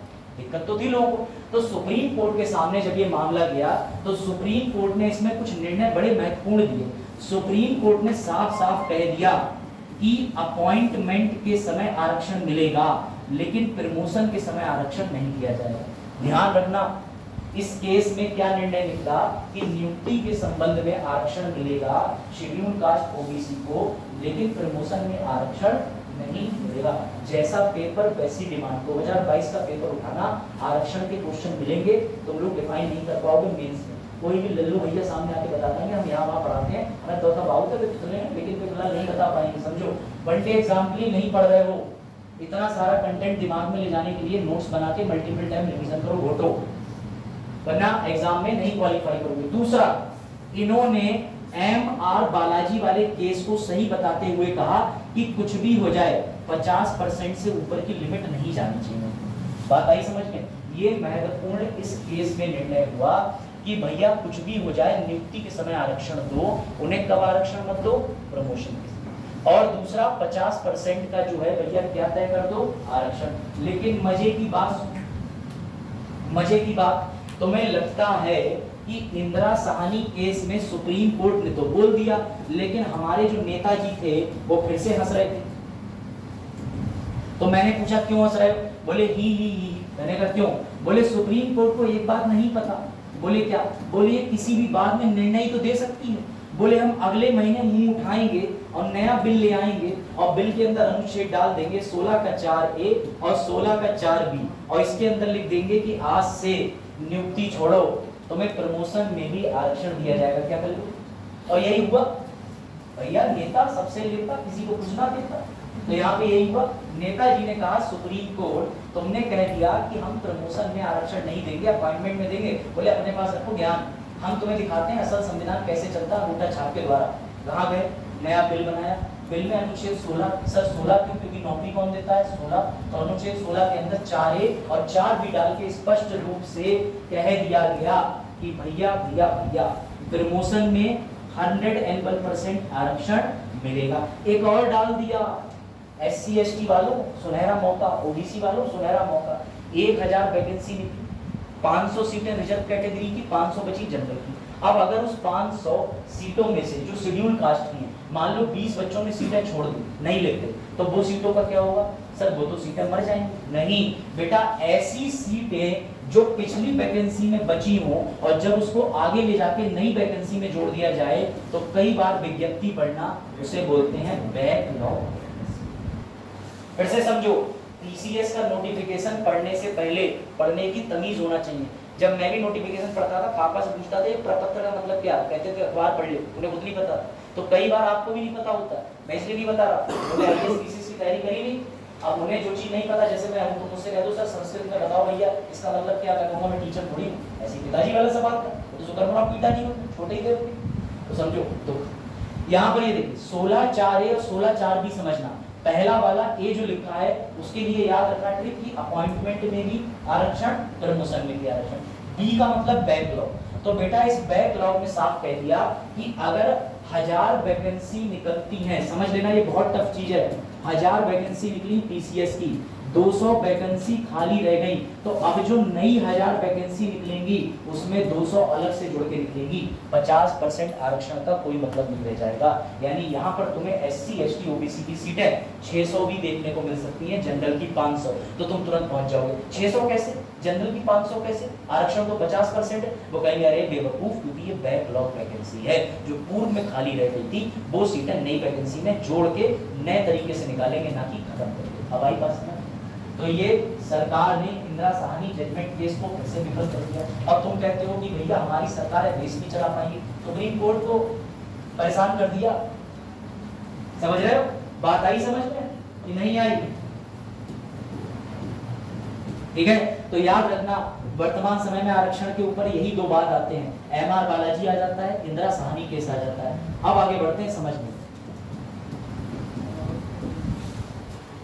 सबसे प्यारा आर्टिकल, इतना आपने नोट कर लिया?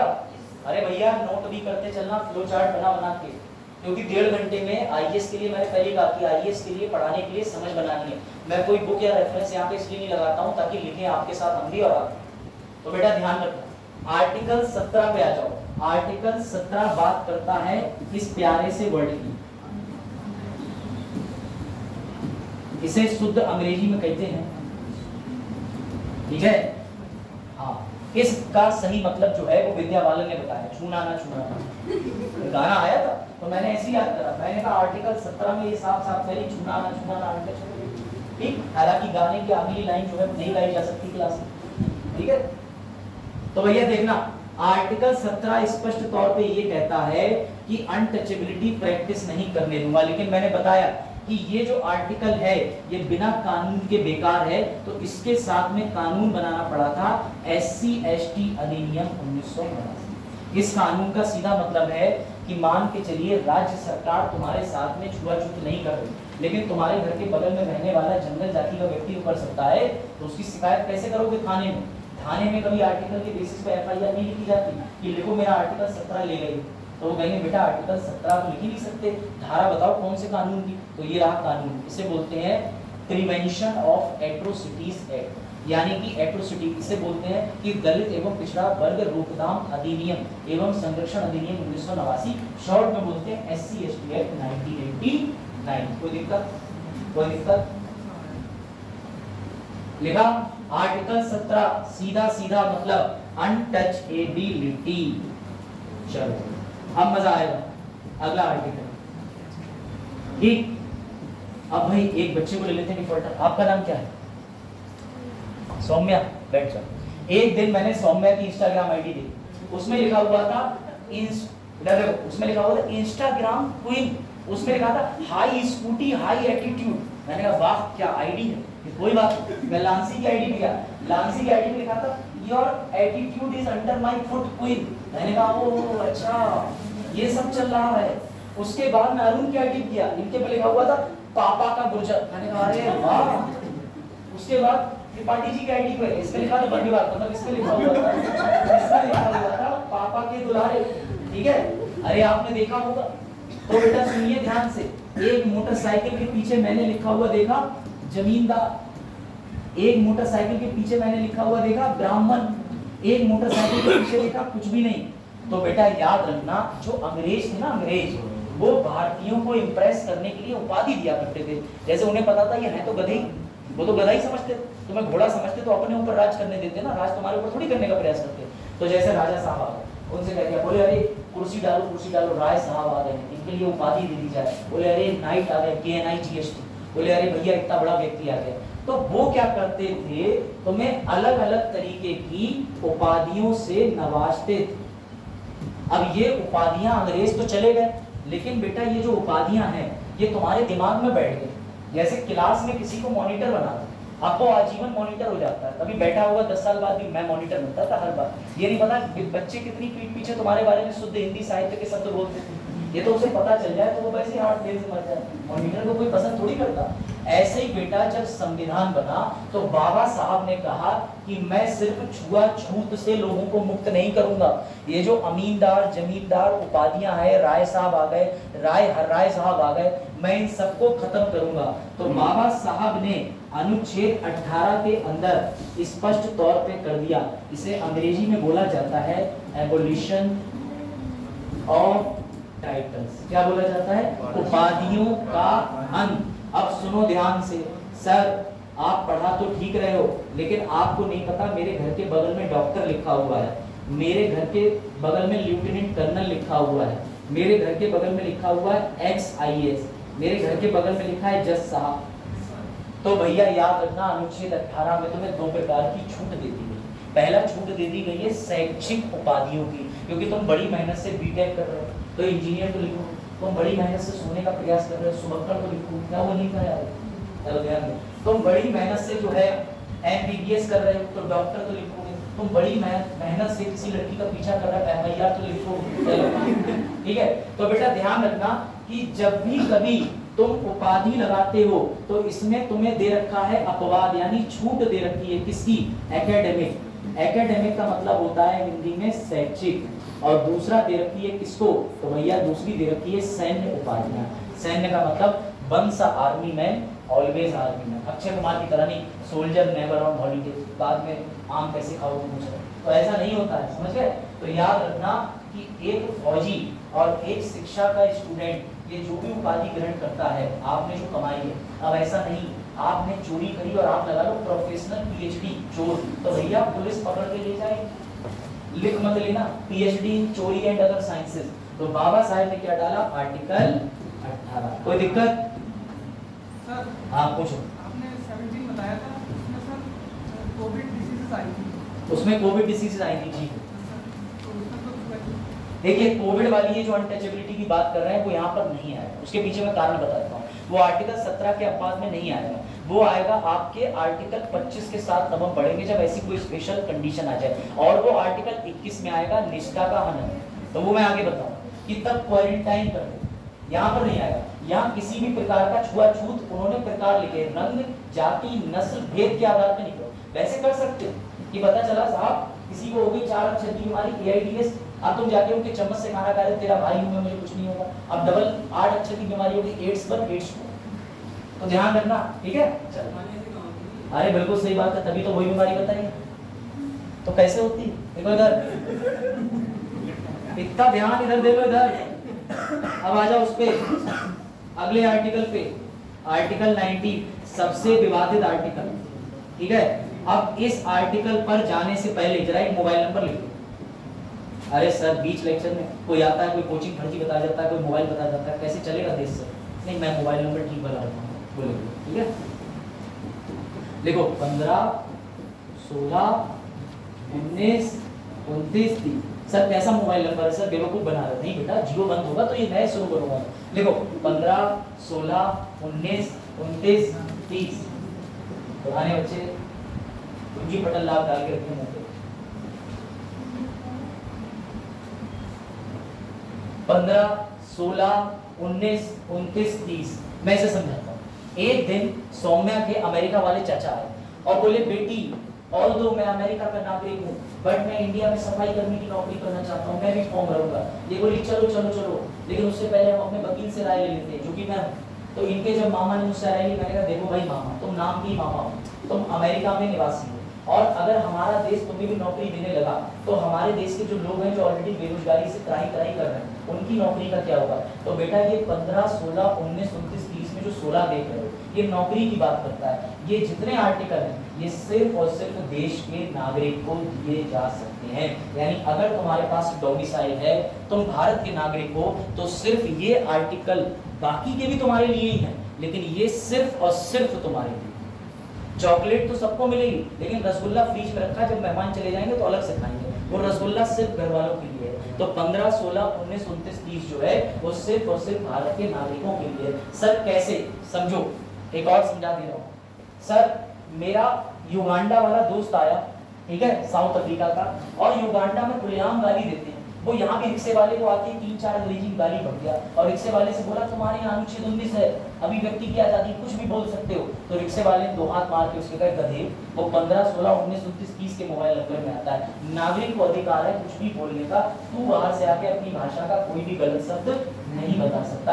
बेटा इसका फायदा समझो, अमेरिका के राष्ट्रपति के खिलाफ अगर वहां पर बैठने के लिए राष्ट्रपति मना कर दे कि धरना नहीं देने दूंगा, तो वो इंडिया में आके धरना देंगे ना, और यूट्यूब पे वीडियो बनके तो पड़ जाएगी। तो ऐसे में हमने यहाँ बोलने की आजादी नहीं दे सकते। भारत के ही नागरिक भारत की देश की सरकार को शाहीन बाग में बैठ के चप्पल खाते बोल सकते। कमेंट भी करो, ये बात आई समझ कि नहीं? चलो भैया आगे बढ़ ले। तो देखो जो मैंने बताया है वो तुम्हें इसमें मिल जाएगा। पर्सन ये कहाँ मिलेंगे, उससे पहले इसको सॉल्व करो। हाँ बताओ। हाँ जिसे उत्तर नहीं पता, भगवान नजर ना लगाए, बड़े इनोसेंट हो, इसे पढ़ो। टाइम बताना पड़ेगा, कितने मिनट बचेंगे? 10 मिनट है, हाँ तो हो जाएंगे। एक तो आर्टिकल और ये पूरी से कल ही फिनिश कर। संविधान के भाग 3 को भारत का मैग्ना कार्टा कहा जाता है। इसमें न्याय संगत मौलिक अधिकारों की बहुत लंबी, खुद भी लिख रहे हैं किताब में, खुद ही परेशान, बहुत लंबी और व्यापक सूची है। वास्तव में हमारे संविधान में मौलिक अधिकार दुनिया के किसी भी अन्य देश जिसमें अमेरिका भी शामिल है के संविधान में पाए जाने वाले। अब हम अमेरिका क्यों चीखते हैं? क्योंकि भैया वही पहला लिखित संविधान बनाया था। तो हमने उठाए कहां से थे? कई बार कहा जाता है यहाँ से उठाए। नीचे देखो, मैग्ना कार्टा अधिकारों का चार्टर है जिसे 1215 में इंग्लैंड के किंग जॉन यानी राजा जॉन ने बैरन मतलब प्रजा के दबाव में जारी किया था। यह नागरिकों के मौलिक अधिकारों के संबंधित दस्तावेज। कोई दिक्कत? जो कहा वो समझ आया? लक्ष्मीकांत से लाया हूं निकाल के। सर स्टोरी भी नहीं, वो अपनी। ये लोग मेंस के क्वेश्चन पढ़ो और बताओ कौन सा क्वेश्चन तुमसे नहीं बनता। प्रीलिम्स के तो तुम रट्टा मार के निकाल ही लो, वो भी मैं बताऊंगा। मेंस के भी करो।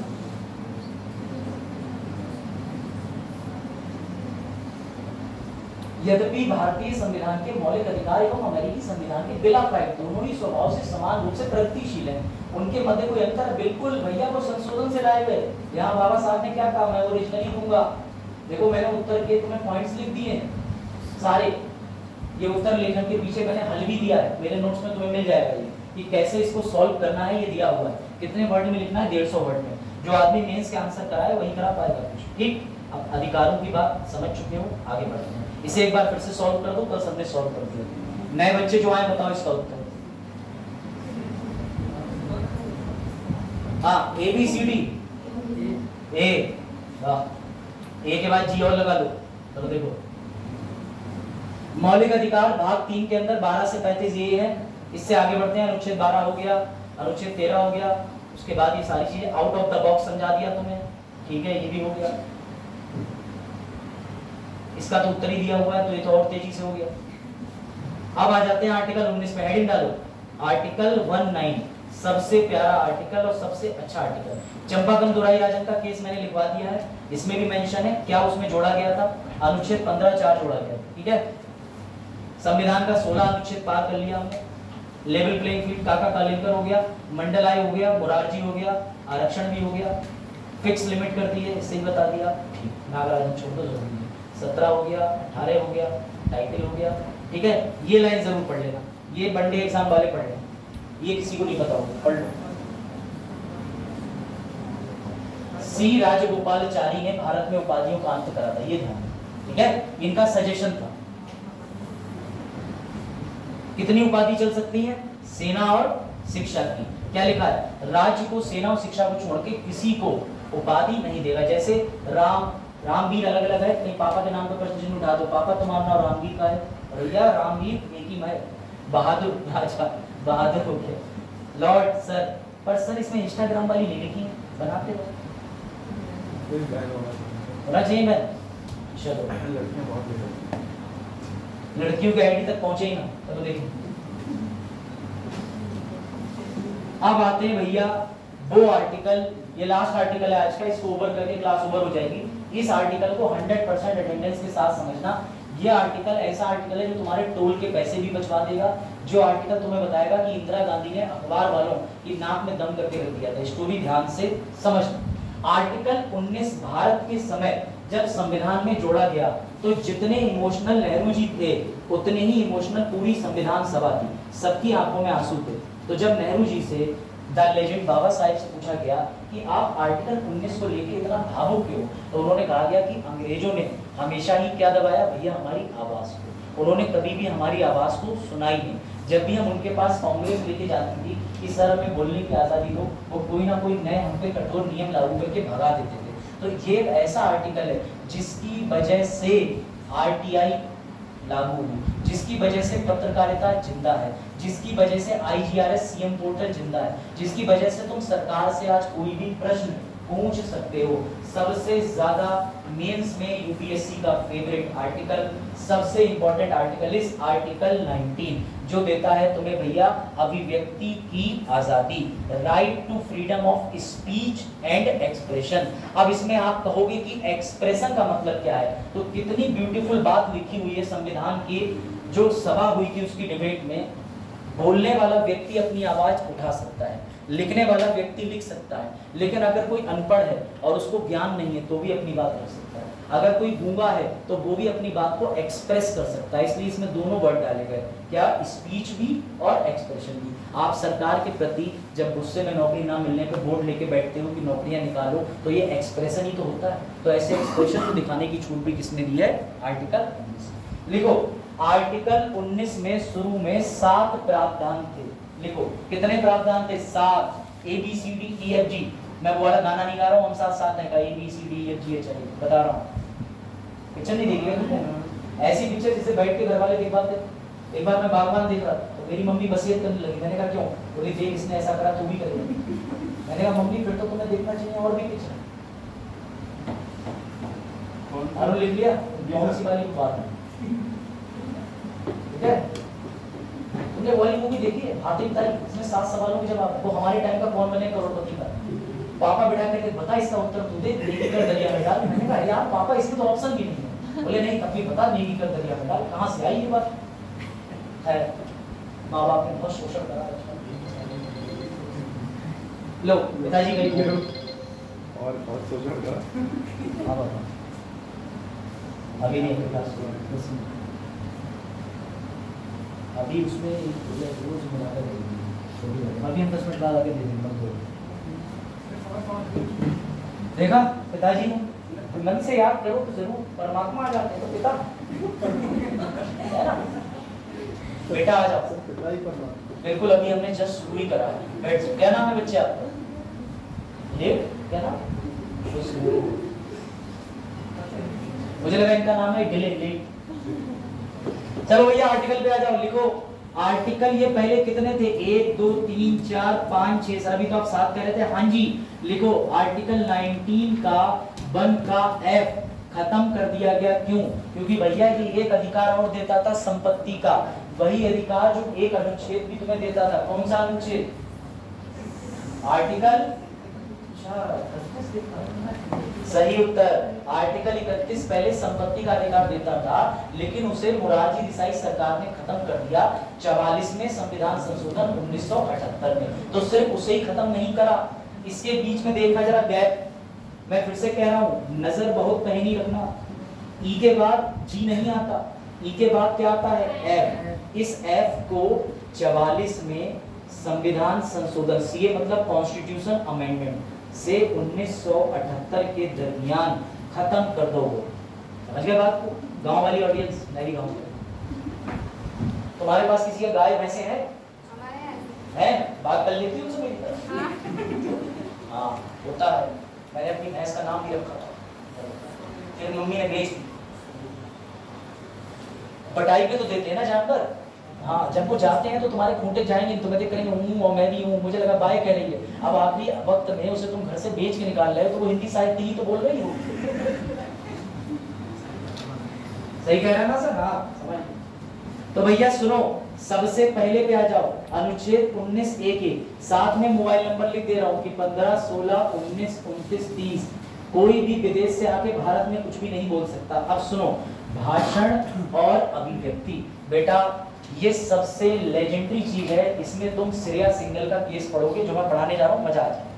हुआ क्या कि भाषण और अभिव्यक्ति की आजादी समझना, इसमें तुम्हें क्या आजादी है? इसमें तुम्हें आजादी है अपने विचार, अपना ओपिनियन, अपनी मान्यताओं को प्रैक्टिस करने की आजादी। आज की डेट में तुम्हें सरकार की कोई चीज नहीं समझ आई तो तुम टोक सकते हो, लेकिन एक बहुत महत्वपूर्ण बात समझिएगा, होता क्या है, ठीक है, जरा ध्यान से बताना। मैंने लिखा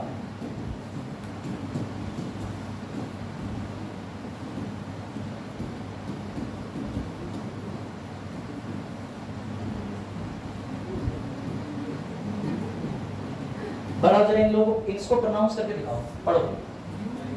हाँ पढ़ो तभी तो मजा है, ऐसे ही सिखाते प्रैक्टिस।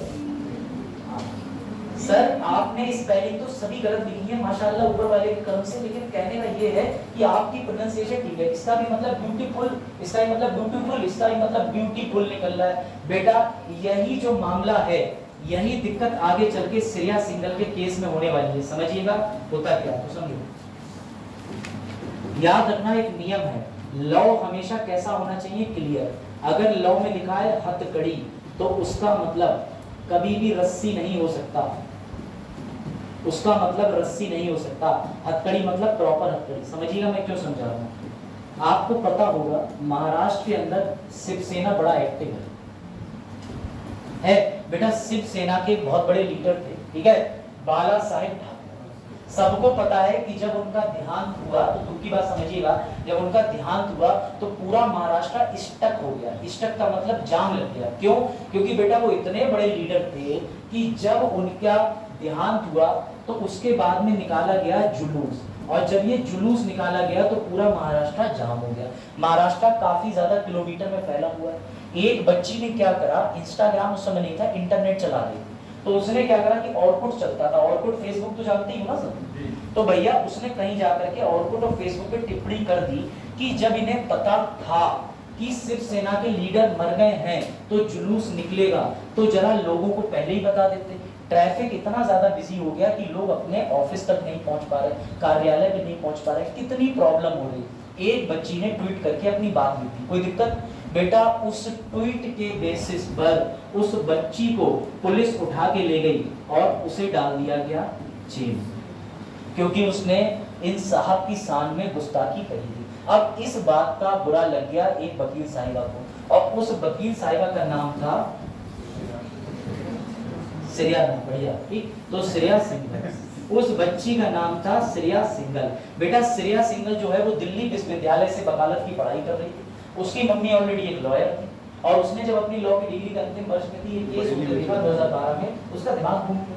उसने तुरंत ही सुप्रीम कोर्ट में, क्योंकि मौलिक अधिकार जब भी हनन होता है तो तुम सीधे कोर्ट जा सकते हो, चाहे हाई कोर्ट जाओ चाहे सुप्रीम कोर्ट जाओ। वो सीधे सुप्रीम कोर्ट चली गई और उसने जनहित याचिका का पालन करते हुए जनहित याचिका दायर कर दी, जिसे PIL बोलते हैं, और सुप्रीम कोर्ट के सामने चैलेंज कर दिया कि सर ये पूरा का पूरा जो प्रोसीजर है गलत है। अब सुनो जरा ध्यान से, शिवसेना वालों ने तर्क क्या किया? शिवसेना वालों ने तर्क दिया कि जो हमने जुलूस निकाला, इस लड़की ने जो कमेंट करा फेसबुक पे, ये उनकी शान में एक टिप्पणी थी, और इस टिप्पणी को हम मानते हैं इंसल्ट, और इसके लिए धारा भी चाहिए। तो वो जो धारा थी 66 है IT एक्ट 2000।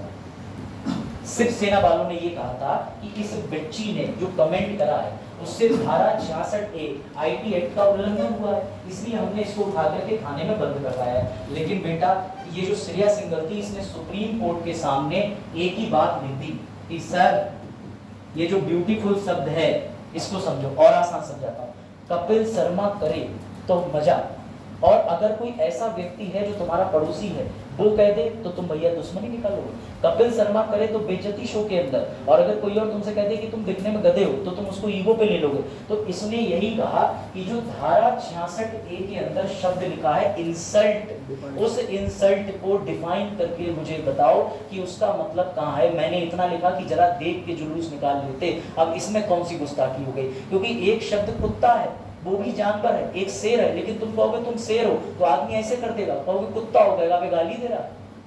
दोनों ही जानवर है ना, सोचने की बात है। तो बेटा इस सीरिया सिंगल केस के अंदर अभिव्यक्ति की आजादी का फायदा उठाते हुए सुप्रीम कोर्ट ने 66A के अंदर काफी सारी चीजें डिलीट कर दी। इनफैक्ट आज की डेट में 66A प्रैक्टिस में नहीं है, और जितने भी लॉयर्स हैं वो जाते हैं जब कोर्ट के अंदर कोई ऐसा मसला होता है कि फेसबुक पे अभद्र टिप्पणी कर दी तो वो धारा 66A में आज भी मुकदमा ले जाते हैं। तो सुप्रीम कोर्ट डांट लगा देता है कि धारा 66A कब की हमने खत्म कर दी, उस पर कब का हमने रोक लगा दिया, तो ये मामला बनता ही नहीं। तो याद रखना अनुच्छेद 19A की पावर देख रहे हो कि सीरिया सिंगल के केस में अभिव्यक्ति की आजादी दी हुई है, तभी तो वो बच के बाहर ले आए।